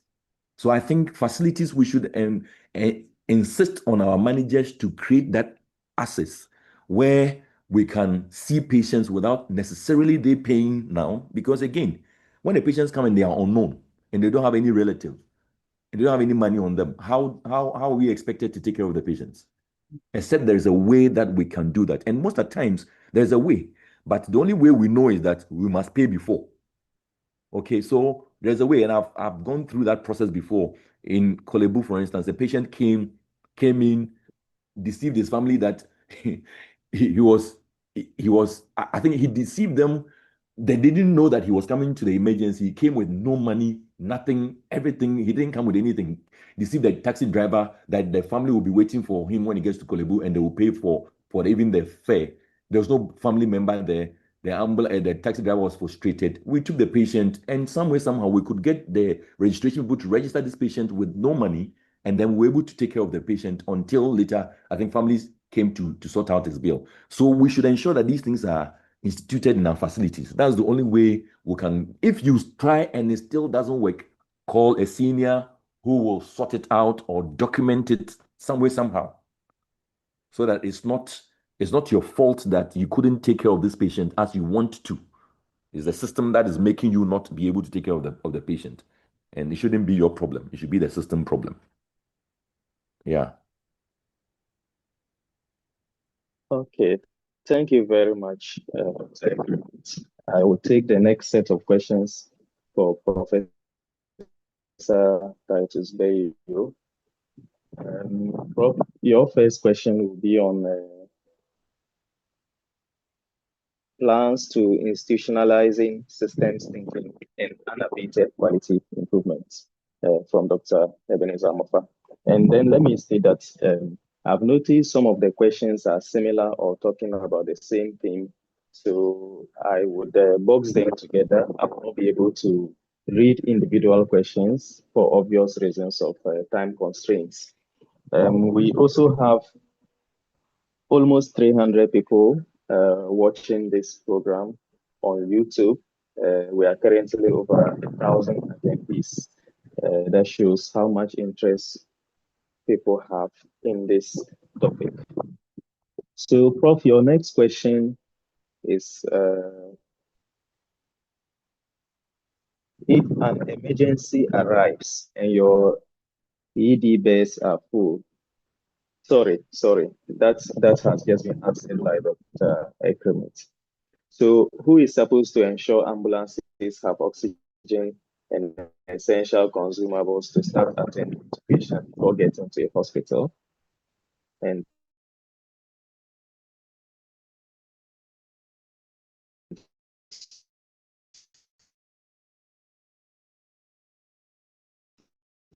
are ambulance staff available? What insurance package? So I think this particular question will be answered by the National Emergency System Response System that we spoke about. So you may kindly skip that. Third question will be on logistics. A recurring theme I have seen in the questions was how challenges of network connectivity, internet connectivity, particularly having to look for a place with suitable network coverage to join today's presentation yourself. What are the plans in place to ensure that network downtimes do not affect this system that the government is introducing? So over to you, Prof. Bayo. All right, so let me quickly address them. As I mentioned, I'm in some a very important community engagement. So I'll address these ones, and then maybe I'll beg some time off, and maybe come back to you and see if I can respond to some of the questions in the chat. But in terms of plans to institutionalize these, as I mentioned, this is taking place at the highest level of the Ministry of Health. The board of the Ministry of Health is leading this. We have a steering committee to make sure that it's done. It was done with our national referral policy in place. And we are working in a systems approach. That's why we are involving the top management level of each of the facilities. And we are not doing it as a parallel system. We are integrating into the Ghana Health Information Management System, the National Health Exchange, and the ambulance system. So it's not a new parallel system, but it's a new system being integrated into our existing practice. So that will ensure sustainability. In terms of network challenges, yes, there are network challenges everywhere, but the system is designed to be able to run in downtime. And whenever they have access to network, it boots and runs automatically. It's the reason why in my presentation I mentioned that there's an additional barrier level, another level to take care of the network interaction. So for instance, there is an on-call team with the ambulance present at the National Command Center. Emergency physicians are at the National Command Center. And all these people, so if you have a challenge and you are not able to work, rather than calling individual hospitals, you can call that command center and they'll be able to see the entire platform and help you out. That is how we hope to manage to ensure that even with low network challenges sometimes, this system can work. And it can have a complete NFA wants to a complete offline model. So I think that is what I would say for now. And I would say that we should be optimistic and work towards it. And for the questions of bed, emergency full, you don't have bed, what do you do? I think Dr. Ekrimet answered it very well. And the lawyer has also spoken about it. We must be really, really, really cautious and careful with what we do. I mean, I don't want to be judicial and go into other matters that are pending. But when you do not, I keep emphasizing, if you say your place is full or lab will delay or something is, all those are things that are systemic challenges within. For a patient coming from a hospital to a hospital, we will not allow that to take place. It's not likely that that patient should be stranded if a system like this works. But if a patient comes from an emergency center, hit down by a car or found unconscious somewhere at home, not from hospital, any hospital that a patient reach for the first time, it is mandatory, it is required that you try that patient and give the person a chance of survival. To turn that patient away that my hospital is full without triaging, that is not acceptable in any human society. And that one must be emphasized. It doesn't matter how full your place was, that you don't have, your X-ray is not working, something is not working. At least, just see that patient and see, does the patient do that quick triage and see what can be done for that patient. I think that one, we all have to begin to get to that point that you can't use systemic challenges to shut the system to people who are trying to access the system. The person is moving from a system to a system, from another hospital to another hospital. That's a different situation. But someone coming from an accident scene, a burn center, somewhere, pre-hospital, the first hospital, private or public, it should be mandatory that you see that patient and triage and give the person a chance of survival. I think that is the emphasis that I want to make. And this has come from several years of work that we've all seen. I was general secretary when the deputy general secretary at the time of the 72-year-old man that died. This was a clear recommendation from there, and it is in all our policies. So the next level is to legislate it clearly so that we know that if you mark your hospital as a hospital that attends to emergency cases, whether public or private, it is implied that any patient that appears before you from home with an emergency, you must minimum triage and give the patient the best chance of surviving. Thank you very much. So I'll ask permission. If there are other questions for me, you can defer them to let the other presenters answer their questions. I'll follow because I need to address the group that I'm sitting with now, and then I can come back. Thank you. Okay, thank you very much, Prof. We would also compile the questions being asked, and then perhaps at your convenience, you can provide your answers. Can I respond to one or two questions, please? Can I respond to one or two questions, please? Thank you. Dr. Donko, yes. Please go ahead. Yes, all right, thank you very much. Somebody asked a question on discharge against medical advice. If I can throw light on it. You see, this is a common practice in our facilities, but it is completely wrong. Discharge against medical advice by whom? It is not the patient who is saying this. It is the patient relatives who are writing to you as a medic, because probably either they cannot pay or they want the patient to be taken home so that he will go and die. The onus is on you as a medic, a professional, to assess the situation. If you release the patient for the family, can they take care? Can they continue with the care in the home? If it is a no, you have a responsibility to keep the patient in the hospital. If they write DAMA, you would sign, and then you discharge.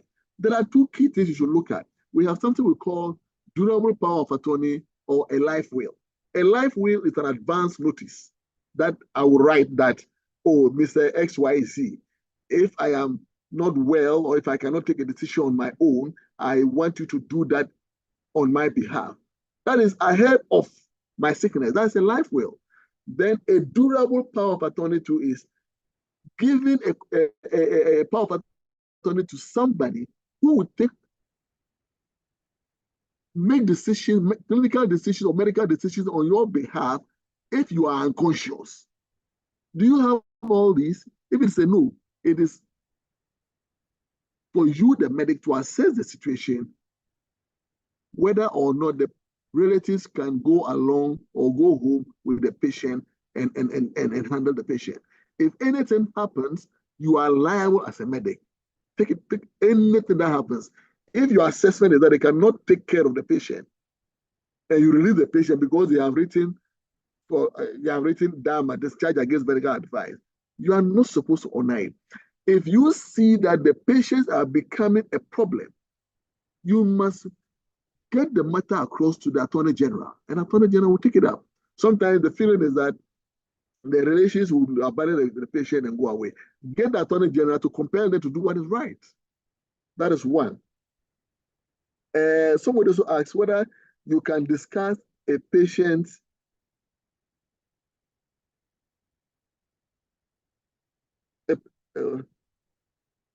what is that? Okay, I can't even see the question again. Do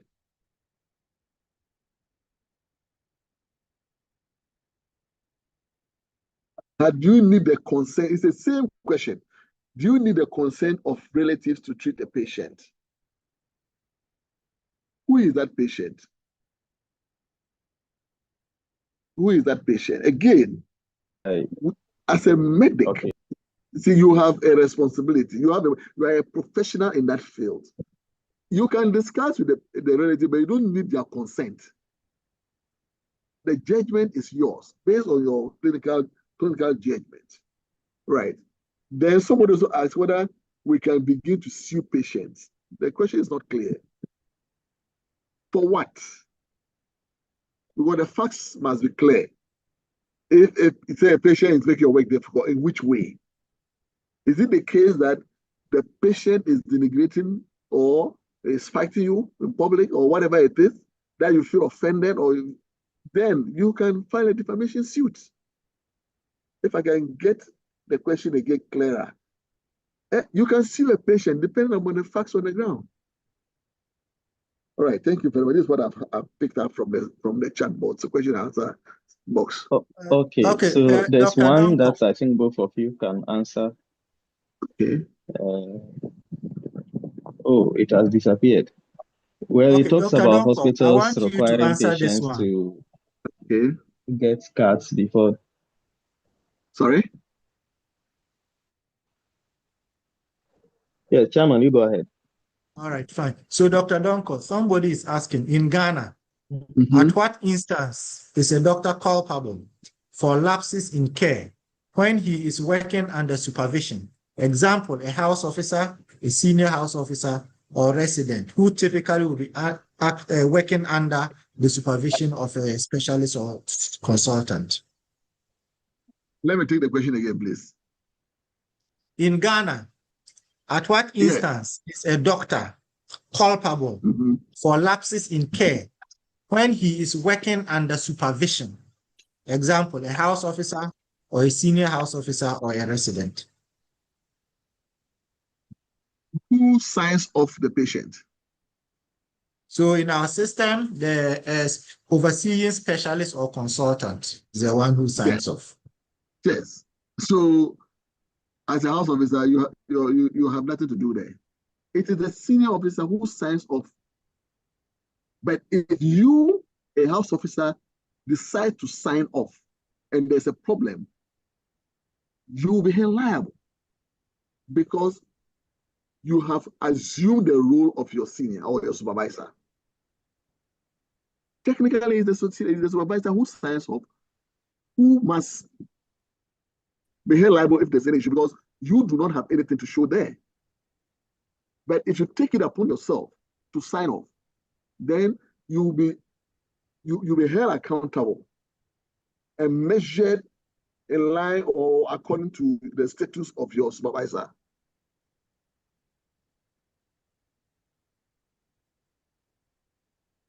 Is it clear? Yeah, that is clear.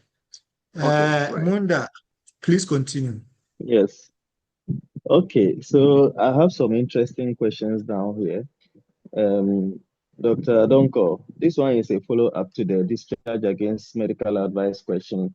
Dr. John Daleku wants to know what if the patient signs the DAMA himself and withdraws consent for care, with a patient deemed mentally competent to make that decision? So, I mean, the patient is competent mentally and has withdrawn the consent. So what do you do in that situation? Then I don't know if you would add this or Dr. Ekremet would like to come in a situation where you don't have the resources. For instance, it's in the night, you are the emergency department, your recovery is full, the wards are full with clients who may not be stable enough to sit in the chair. Your supervisors are unreachable. How do you tread in such a situation? How do you deal with the ambulance crew who are asking for money to buy fuel to transport patients for essential imaging or investigations?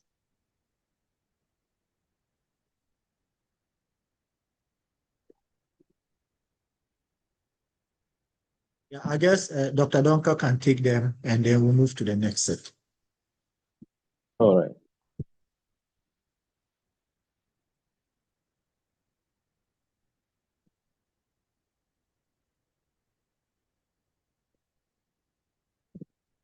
Please, can I be heard?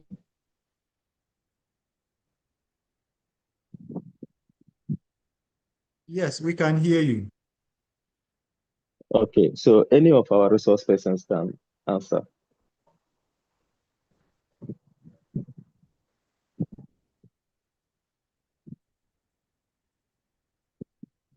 Dr. Donko.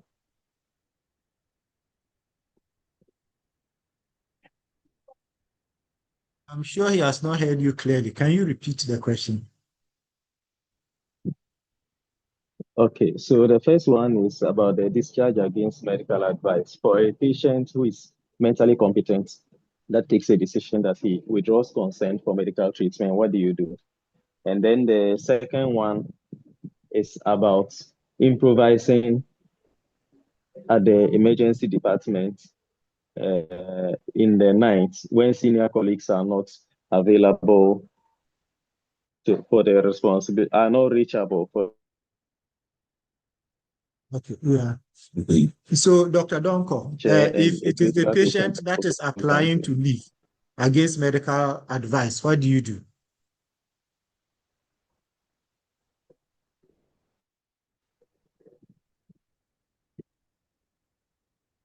I don't know whether it's difficult for, I don't know whether his line is dropped, but I mean, what I have known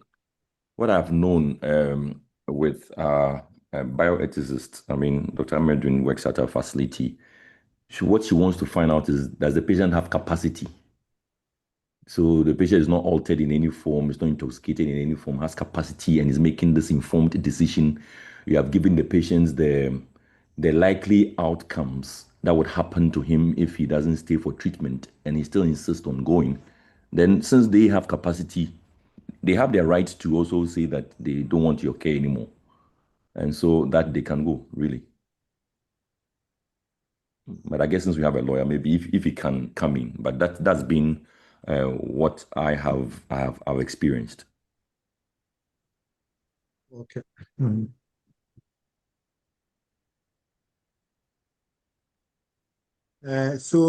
Munda, you can go on to the other questions that are addressed to Ekremet whilst I try to contact Dr. Donko. Okay. Okay. So I see Nana Afari's way on who determines so what to an emergency Dr. is. Ekremet, when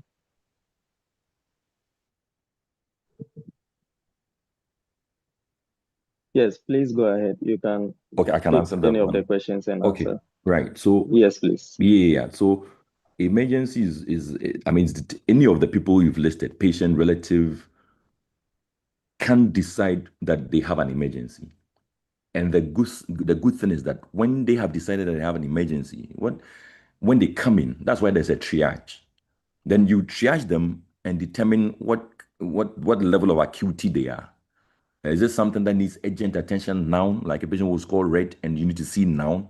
Or is somebody who's scoring green and can be sent or be directed to seek care somewhere else? Okay, so they decide what the emergency is, but you use a tool, an objective tool to determine what level of acuity they are in, and then you manage them accordingly.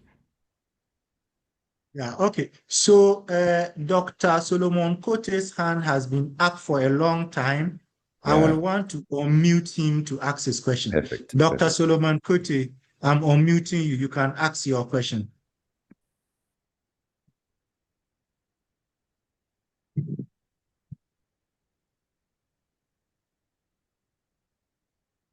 Dr. Solomon Kote, I've unmuted you. Please ask your question. Okay, so if Dr. Solomon Kote is not coming in, let me quickly pick another question for Dr. Ekrime to answer. All right, From go the ahead. presentation, we have been told that availability of resources affects standard of care. Who is supposed to be held accountable if the resources are not provided, leading to substandard care? Thank you. Yeah, I think it's also very similar to others. So again, you need staff to work with. So you work in the emergency, let's say your SFIG is not working. Have you reported it? Have you reported to your HOD? If HOD is not acting or you think that it's not acting, you can still go above HOD to the medical director. And I think that these ones, we should make them formal, document it, and let there be a trail that this is what you have done concerning the situation. Once you do that, the blame is shifted from you to another person. But if the problem is there, you haven't talked. I mean, you assume that the managers know that the problem is there. But once they've not been any documentation, when an issue comes up and they say that they are not aware, what's the proof that they know? Okay, so let's document it. We talk to them about it, but let's also document it. So that eventually when it happens, you are absorbed from the problem because you have done your bit of trying to bring attention to the problem, and that has not been fixed. Yeah.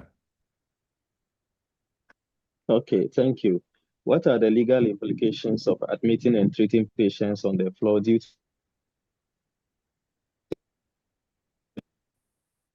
lack of bed space? On the floor due to unavailability of beds, especially when it is not a situation of mass casualty?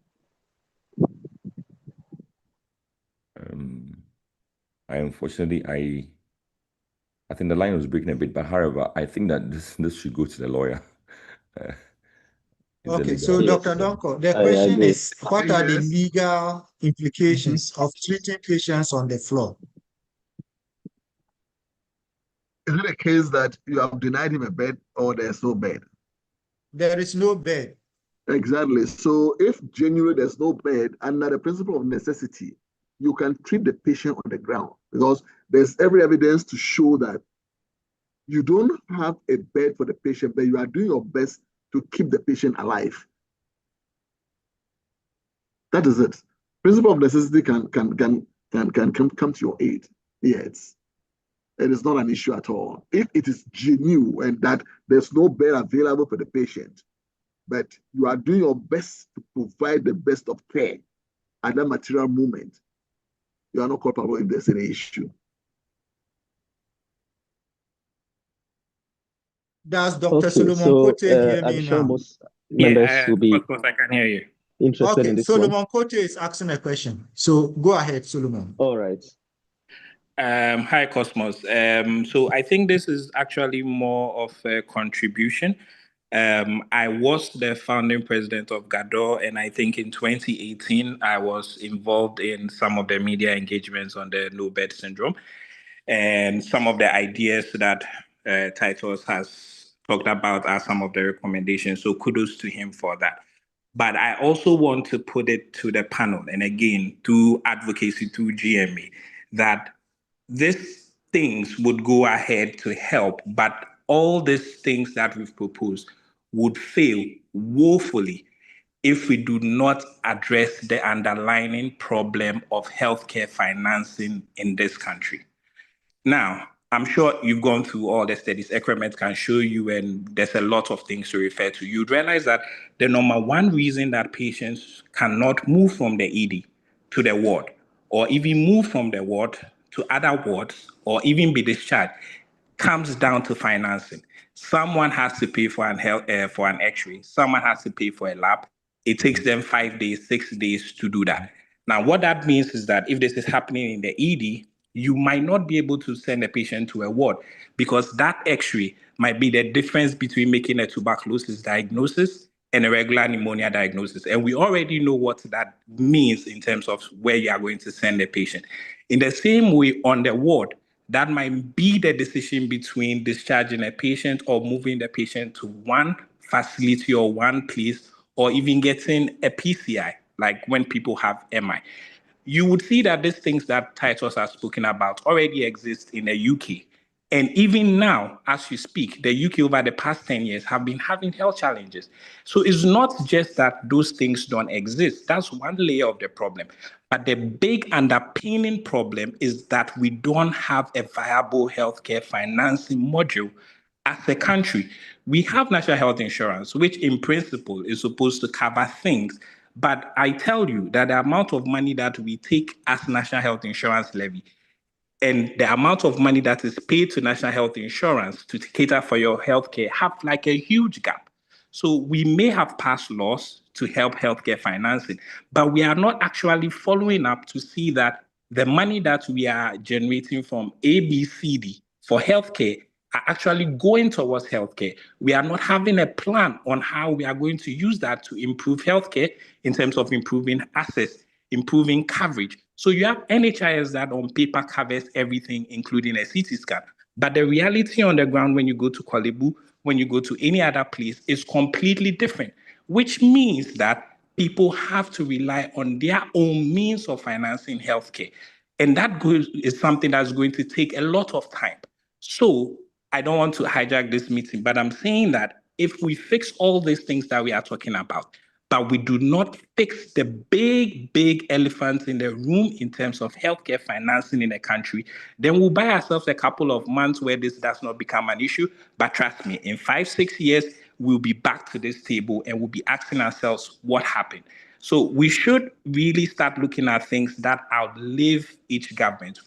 I'm happy for things like Mahama Care, but we are looking at long-term things. So we have to start strengthening our healthcare financing systems that we've developed. We have to audit, we have to track, and make sure that every penny that is taken from Ghanaians in the name of healthcare goes back to healthcare, either by providing coverage or improving access by building more facilities to be able to take patients, so that we don't have laws on paper and look good on paper, but in reality, it's an absolutely terrible system. I've had the opportunity of working with Thank you very humanitarian. much. Thank you. Thank you so much, Solomon, for that insightful comment. Let's quickly take Faustina Amofa. I'm allowing you to talk. Faustina Amofa.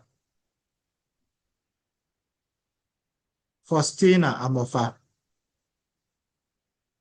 Okay, if Faustina is not able to talk, let me go to Kobina Cornell. Dr. Kobina Cornell. Hello, can you hear me? Faustina Yes, Amofa, I'm we here. can hear you. Faustina Amofa, I'm here. Okay, Faustina, go ahead. There was a mistake. I clicked on it by mistake. I wasn't having any question. Okay, then Kobina. All right, sure. Can you hear me? Yes, we can hear you. Okay. I have two questions. One is I happen to be working in underserved community where more or less you're one doctor in MO in a municipal hospital. I want to know when it comes to the legal number of hours we work. If you look at the Labor Act, you will see that it's stipulated to be 40 hours. People serving in underserved communities where there are no compensations for it, are we able to, activate this without any further repercussions on us? The reason is because you are only one person. You cannot be working around the clock every time that they're calling you for CS every blessed day. You barely have nothing except to go to work back and forth. You are only one person. So this is the first one. And as I said, this is a facility more or less the capacity of Achimota Hospital. It even has a NICU. So you could imagine the kind of stress that is on only one person, the only doctor with the med suit. Now, the second question is, I believe that we've also forgotten, if you've worked in our system before, if you've been in Accra, I mean, most of these facilities, look, and this is not only I'm not speaking only as a doctor, but even potentially a patient. We don't have particular systems stipulated for how to treat somebody who comes in without a family member, or what we call a Jendo or John Doe. So if anything should happen to anybody right now, that you enter a hospital where for some reason you are unconscious, if somebody does not take on themselves, a physician most of the time, does not take on themselves to actually ensure that you are catered for, there are no stipulated rules or laws. I'm talking about even when you take, I remember I listened to, is it Dr. Ekrement, when it comes to one of the staff has to take the samples. Who does that? Most of the time, it falls on the doctor to do that. And all because we don't want, you see, anytime we lose a patient, for some reason, something of us chips away. We sometimes, out of the fear that we don't even want to feel that terrible, but it's not our job description.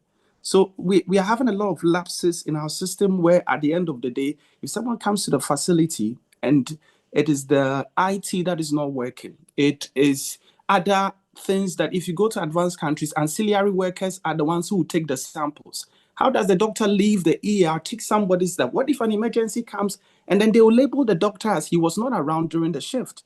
So we have many lapses there. And I'm also hoping that, I mean, especially, I don't know why we didn't say or talk in detail as to also what has happened, because many junior doctors feel like, you know what, at the end of the day, you should cater for yourself because you'll be pushed under the bus, you know, at the end of the day. And I would hope that, they will be able to. All right, Covenant, thank you so very much for your submission. I think he has raised very important issues. And if any of our speakers could attend to those issues. Yes, it's very important. If you make a mistake and there is an adverse outcome because you were tired and the only doctor in the facility, will these be considered when you are sued? And those are important issues that we think about.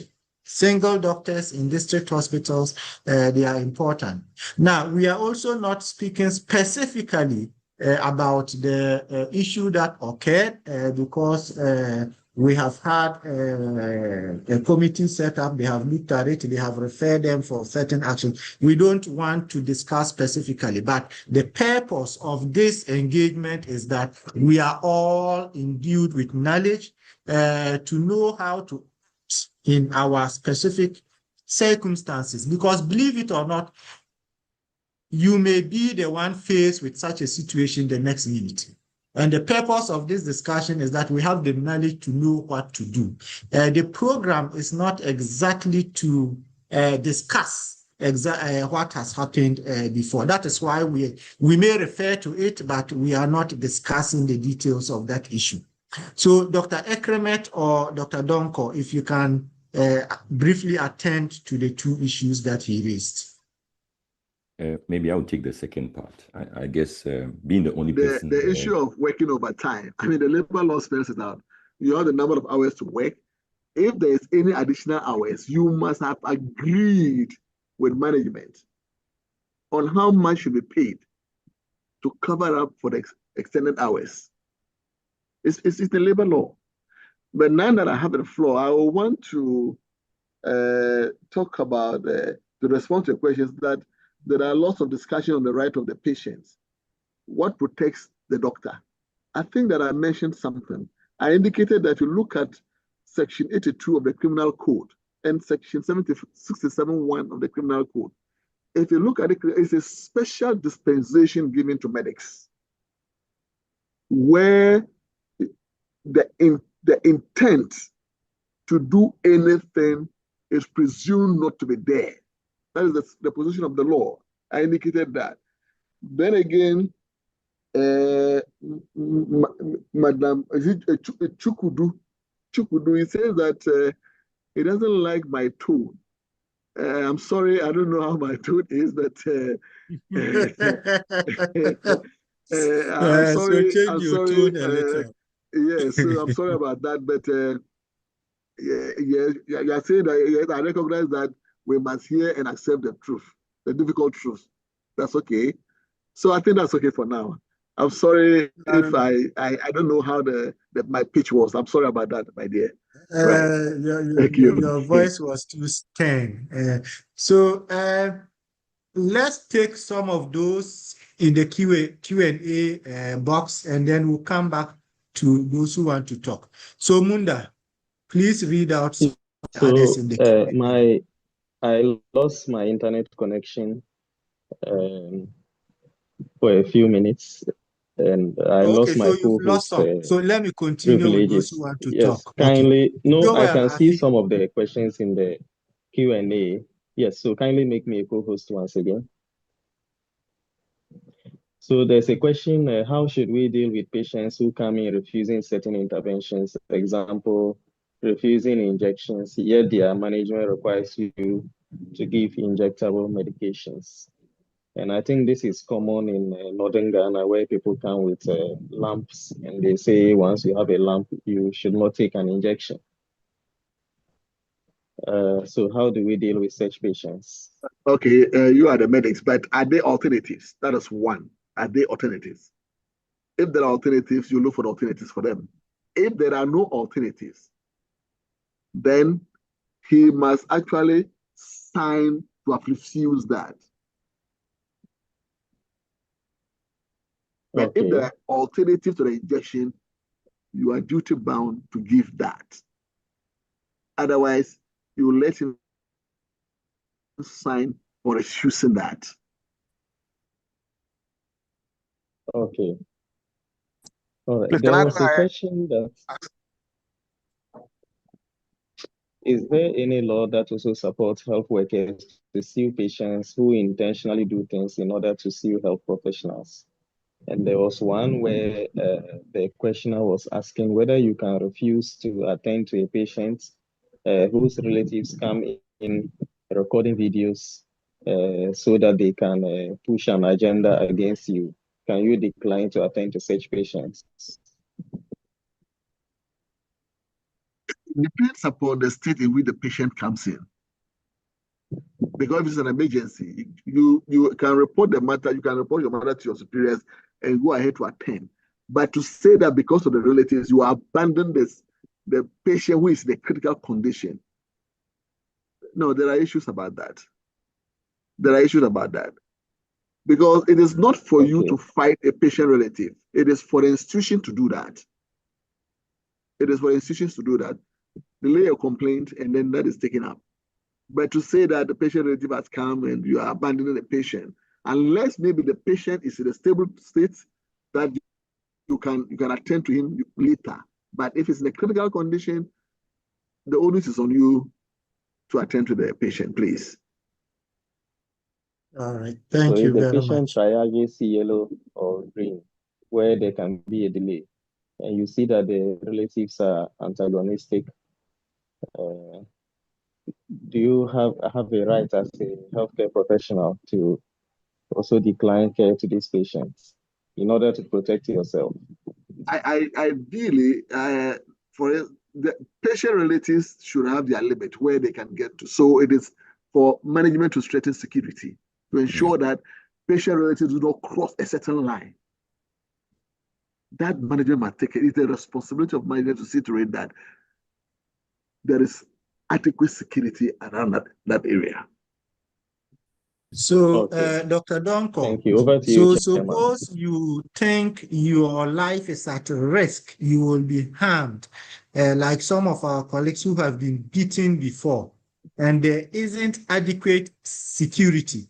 Can you remove yourself from the environment where you can be harmed and then report to management? Yes, self-preservation is key. Self-preservation is key. But seriously, you must balance that with the patient before you. You must balance that. Yes, your life is key. To preserve your life is key. But looking around, is it a case that you can manage your life and treat the patient, or you abandon the patient and the patient dies? You see, even though you look at it as if your life matter, it's true that your life matter, but is the risk at the time greater than attending to the patient who is just between life and death situation. That you must assess that. Okay. You must assess So that. the answer, See, the onus really is on management to ensure that there is adequate security even before some of these things happen. yes. So we need to ensure that our managements provide adequate security. But if you think you are at risk, I think you need to run. Okay, So I there's think another I was question. called earlier to ask my question. Yes, Joel, I think, yes. All right, so Okay. thank you very much for the opportunity, and then to the presenters too, thank you. So I wanted to make 2 comments or contributions and ask a question. When Dr. Kremet did a Make it brief. presentation, yes, it spoke about standards being non-negotiable, which has been reinforced and all of that. So I think that is well understood, but it's also good to be on record that there are standards or the ideal and their realities. So in as much as we're looking at this, it has to be a holistic approach in strengthening the district health systems. The network of practice that came to being is one of the things that can be used to even coordinate referrals within the zones or within particular districts, and then escalating to the teaching hospitals and other things. So with the bed management system that is coming into place, I would recommend that we look into that. Another holistic approach is looking at road traffic crashes. I think it takes a huge chunk of the emergency cases in most of our tertiary facilities.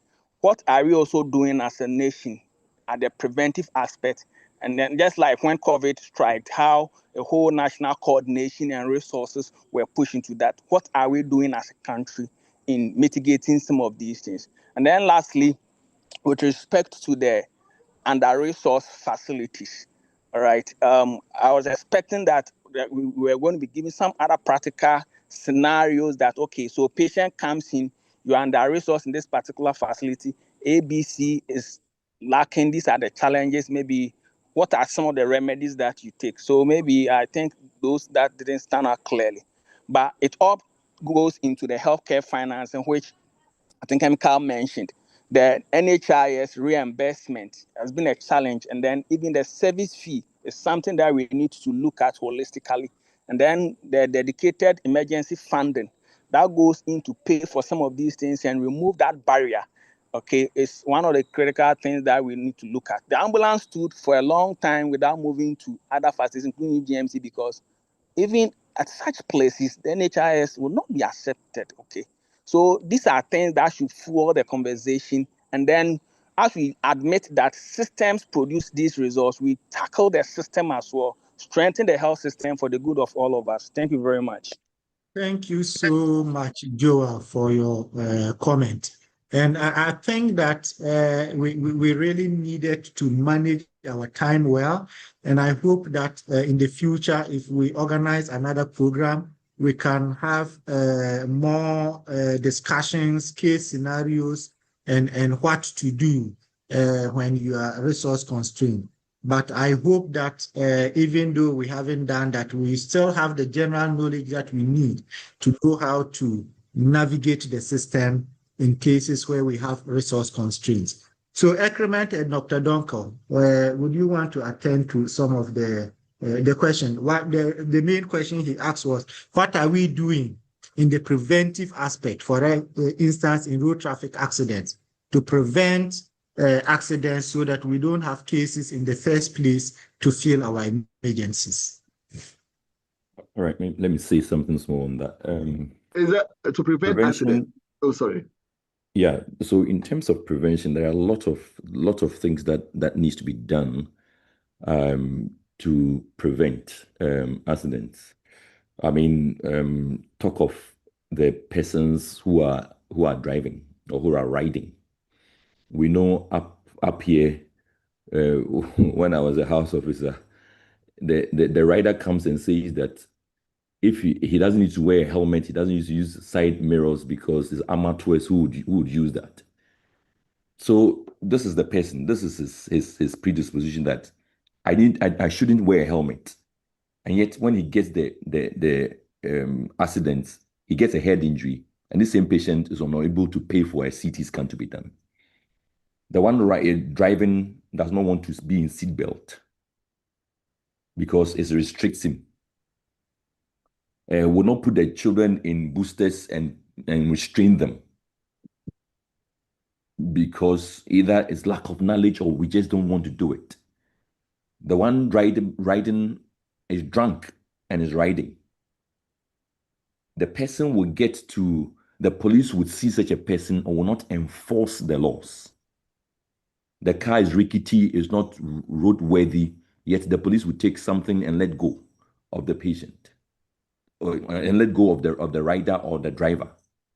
Okay, so most of the things are actually on us, the drivers and the riders. We don't want to follow rules. We are speeding beyond speed limits, and we don't care about this. These are the things that must be enforced. These are the things that we must ensure that is done. But we are not doing that. And that is where the prevention thing is. That the people involved and the enforcers of the laws, they must be up and doing. And that's the way we can prevent some of these things. Okay. And our roads are bad. We are not fixing our roads. And the politician is okay with it. Okay, so I guess these are some of the things that can prevent the injuries from happening to start with. But when they ever happened, do we have systems, pre-hospital systems we have well-trained personnel on board who can manage you on board, that even if you are held up even for 70 minutes, you can do something for a patient. These are the other aspects that we need to look at, that people are well trained and they have the resources and the capacity to be able to manage patients well. All right. So thank you, Dr. Ekremet, for those responses. I'm sure that maybe one of these days we'll have somebody from the road safety department to also speak to us, because road traffic accidents are becoming a major cause of deaths in our health system. So I'm going to unmute Samuel Jobenyu Vodagu. I'm unmuting you. You can go ahead and then ask your question. All right, thank you very much. Afterwards, there are some two important questions in the chat Q&A that I would like to ask our panelists. All right, let Samuel finish and then you go ahead. Samuel. All right, thank you very much for the presentations. I have a few concerns. In fact, I have a lot, but I can only raise a few because of time. Very brief. Yeah. Time is not on our side. Can we as doctors and healthcare workers enforce that we are to see a certain number of patients per day and we are to work for a certain number of hours per day? I think that would be fine, because we find ourselves at the emotional side of things, but then the law is never forgiven and the bias is so clear. So can we also be very legal, just as when you are found guilty of a certain crime, you'll be dealt with. Can we also ensure that we have such, exact scientific figures that we can see and work in terms of hours? And then, do we have a system that compensates doctors and other healthcare workers in case they go above their normal duties to save lives? Because even in the course of saving lives, if something goes wrong because of patients' emotions, because of what patients perceive, lawyers will descend on you and try to use the law to make you a culprit. So do we get compensation if things go right in very resource constrained environment? Because if there is a litigation, the law court, the legal court, which is the government, sues, the judge stamps that they should pay 1 million Ghana cedis, and that 1 million could have been used to save 1,000 lives. And for me, it is unjust on the part of the law. So I would like the lawyer to really look at this. And then people with no names and people without relatives. This thing has happened before, where a hospital in Winneba had seen somebody for like 2 months. Nurses were feeding this patient on the ward, but the moment they sent the person to where the person was on the street, politicians went ahead again. I mean, people are, they have sentenced these people, but up to now, Parliament has not come with any clear rules on how to deal with this. Must we continue like this? There should be clear guidelines, not victimization of health workers.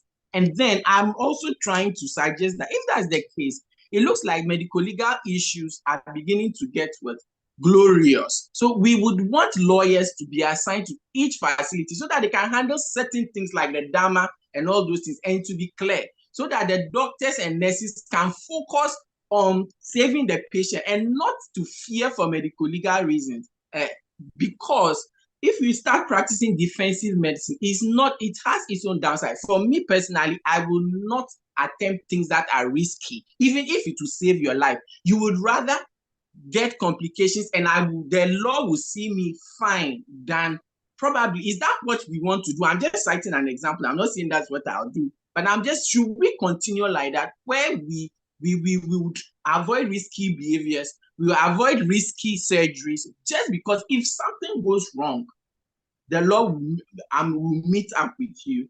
And then there's some things now going on. People will come and publicize that they have been to so and so facilities, they didn't take care of them, they didn't do this. Meanwhile, when you go into it, you realize that no, they are wrong. When people bring their issues out in the public, you are a doctor, you are a nurse, you've seen this patient is gone to the radio station to say you did.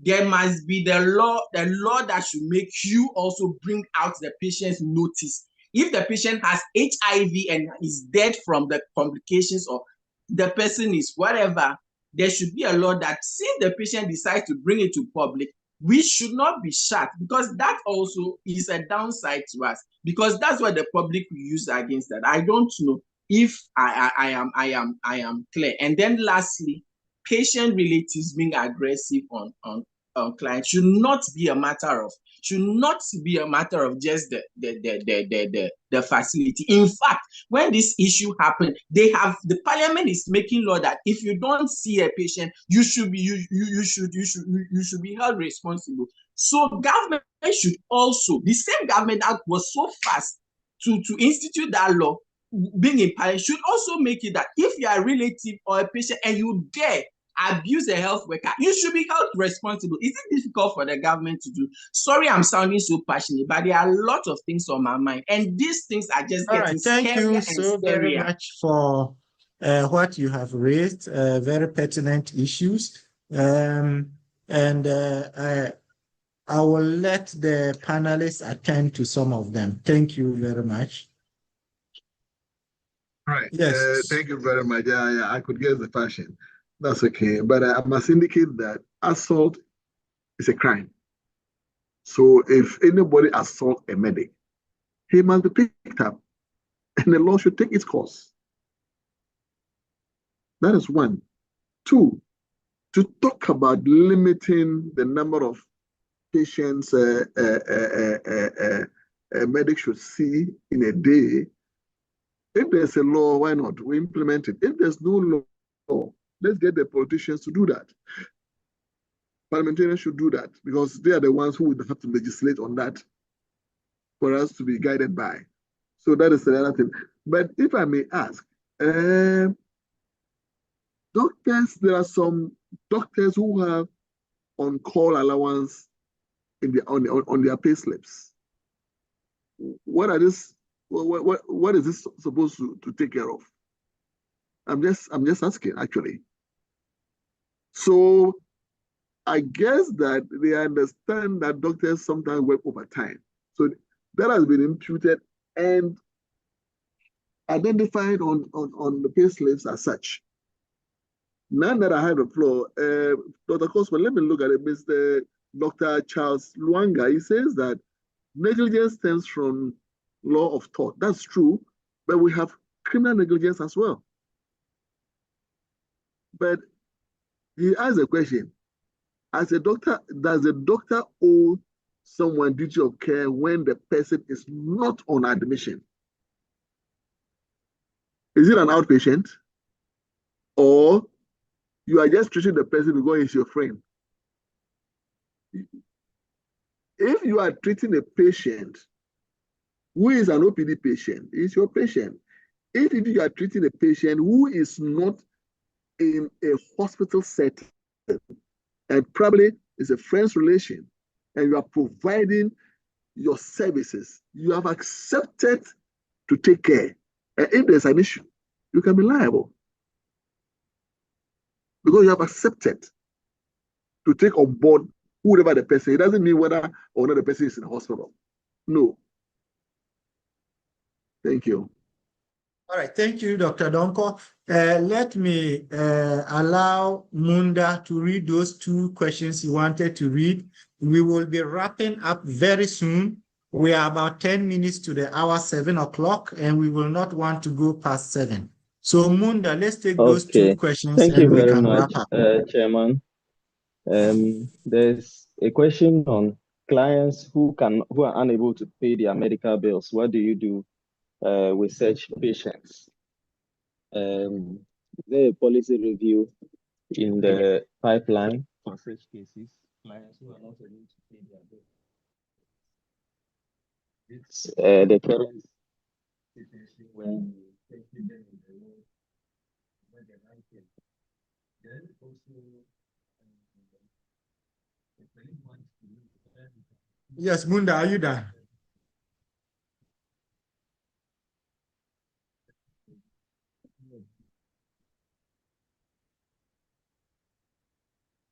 Munda is off.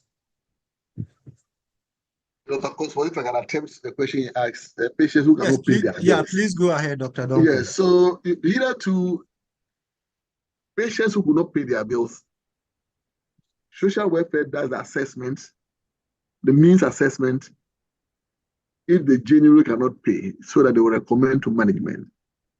You treat the patient and bill the state. Those days, social welfare will process to get the money refunded. This time around, there's nothing like that happening. So the hospitals will get the social welfare officers to do a means assessment and report to management. The management can look at it and see how they can help. But this cannot be open to all because we buy almost everything. Sorry, I'm talking about hospitals buy almost everything. So there would be some limitations. It cannot be open to everybody. So the health sector should look at it and revamp the hitherto social welfare system that really reimburses facilities for such services to paupers. Thank you. Okay, Yeah, thank you very much, Dr. Donko. We are 7 minutes to the hour 7. We have so many questions that we haven't attended to. We are so sorry. I'm hoping that we will come your way again with another program that we will be able to deal with most of the questions that have remained unanswered and also allow many more people to speak. Time is fast spent, and as we conclude this workshop on emergency care in regions with constrained resources and significant legal risks, let us carry forward the insights we have shared today. We have explored how to balance agent clinical needs with ethical and legal responsibilities, and how innovation and collaboration can help overcome systemic challenges. We thank our resource persons, Dr. Kwame Ekremet, Professor Titus Bayo, and Dr. Emmanuel S.K. Donko for sharing their insights with us. And we thank all participants for also sharing your insights and for asking thought-provoking questions. We reaffirm the critical importance of aligning clinical practice with sound governance and legal safeguards for health workers. Our discussions here have underscored that emergency care in constrained environments is not only a matter of medical skill, but also of institutional responsibility, ethical clarity, and policy support. The insights shared today highlight the need for strengthened frameworks. And Dr. Kote made a very important point about investing funds in resilient systems. which I think we ought to take very seriously so that we can prevent no-bed syndrome and other things. And collaborative leadership is also one way of ensuring that health workers are able to practice in a safe environment. Now, let this workshop serve as a catalyst for action, informing policy, guiding institutional reforms, and empowering healthcare professionals to deliver care that is both life-saving and legally sound. On behalf of the organizing committee, I would like to thank you all for attending this workshop, and I will call on my secretary for his closing remarks and whether there are any announcements to make. So Malcolm, do we have any announcements and also appreciations for our panelists? Malcolm. Yes. Good evening, Chairman. Good evening for our to our attendees on distinguished. YouTube. Kindly just post a hi or something in the chat.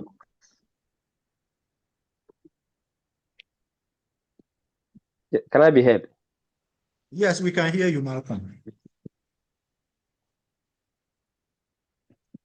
Chairman, can I be heard? Yes, we can hear you. Go ahead. And Dr. Shahadu, please get ready to give us the closing prayer.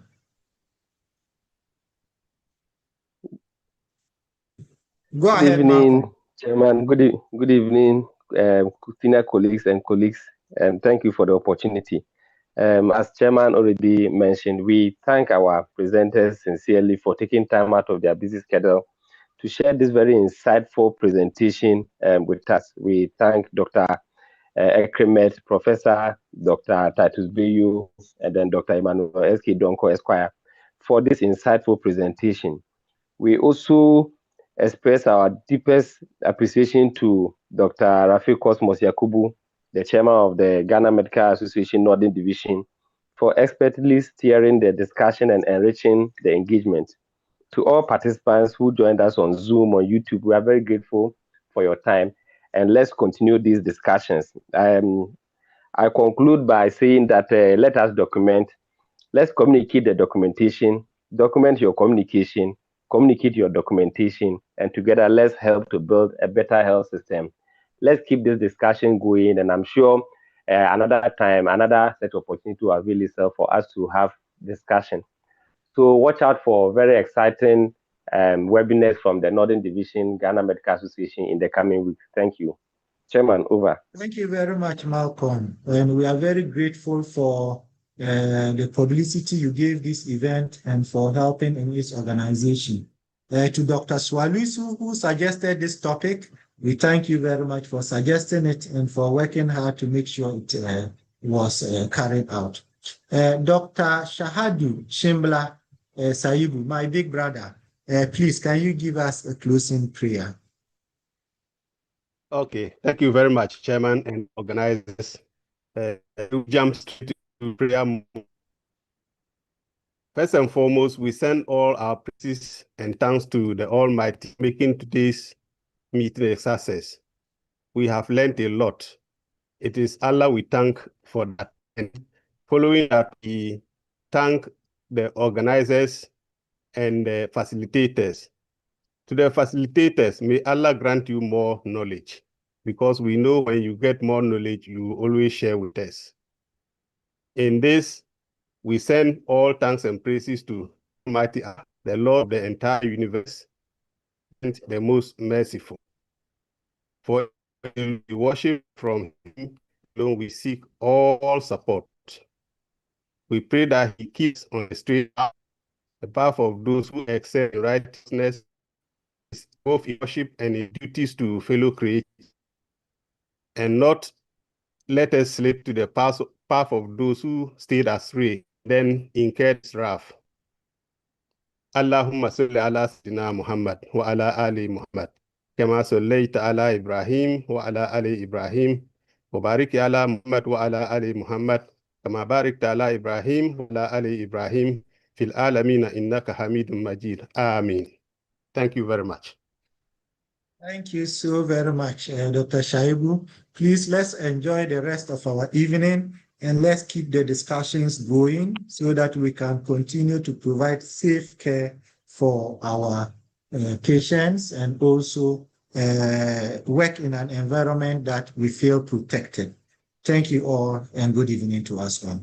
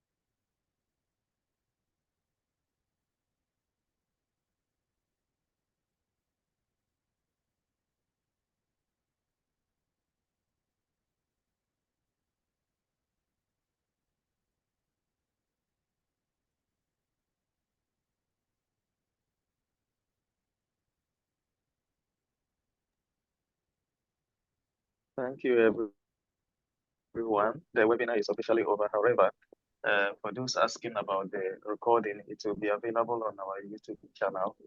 Just go to YouTube, search for Ghana Medical Association, and also do not forget to subscribe to the channel.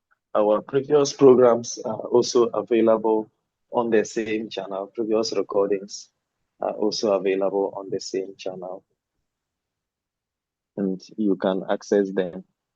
Thank you.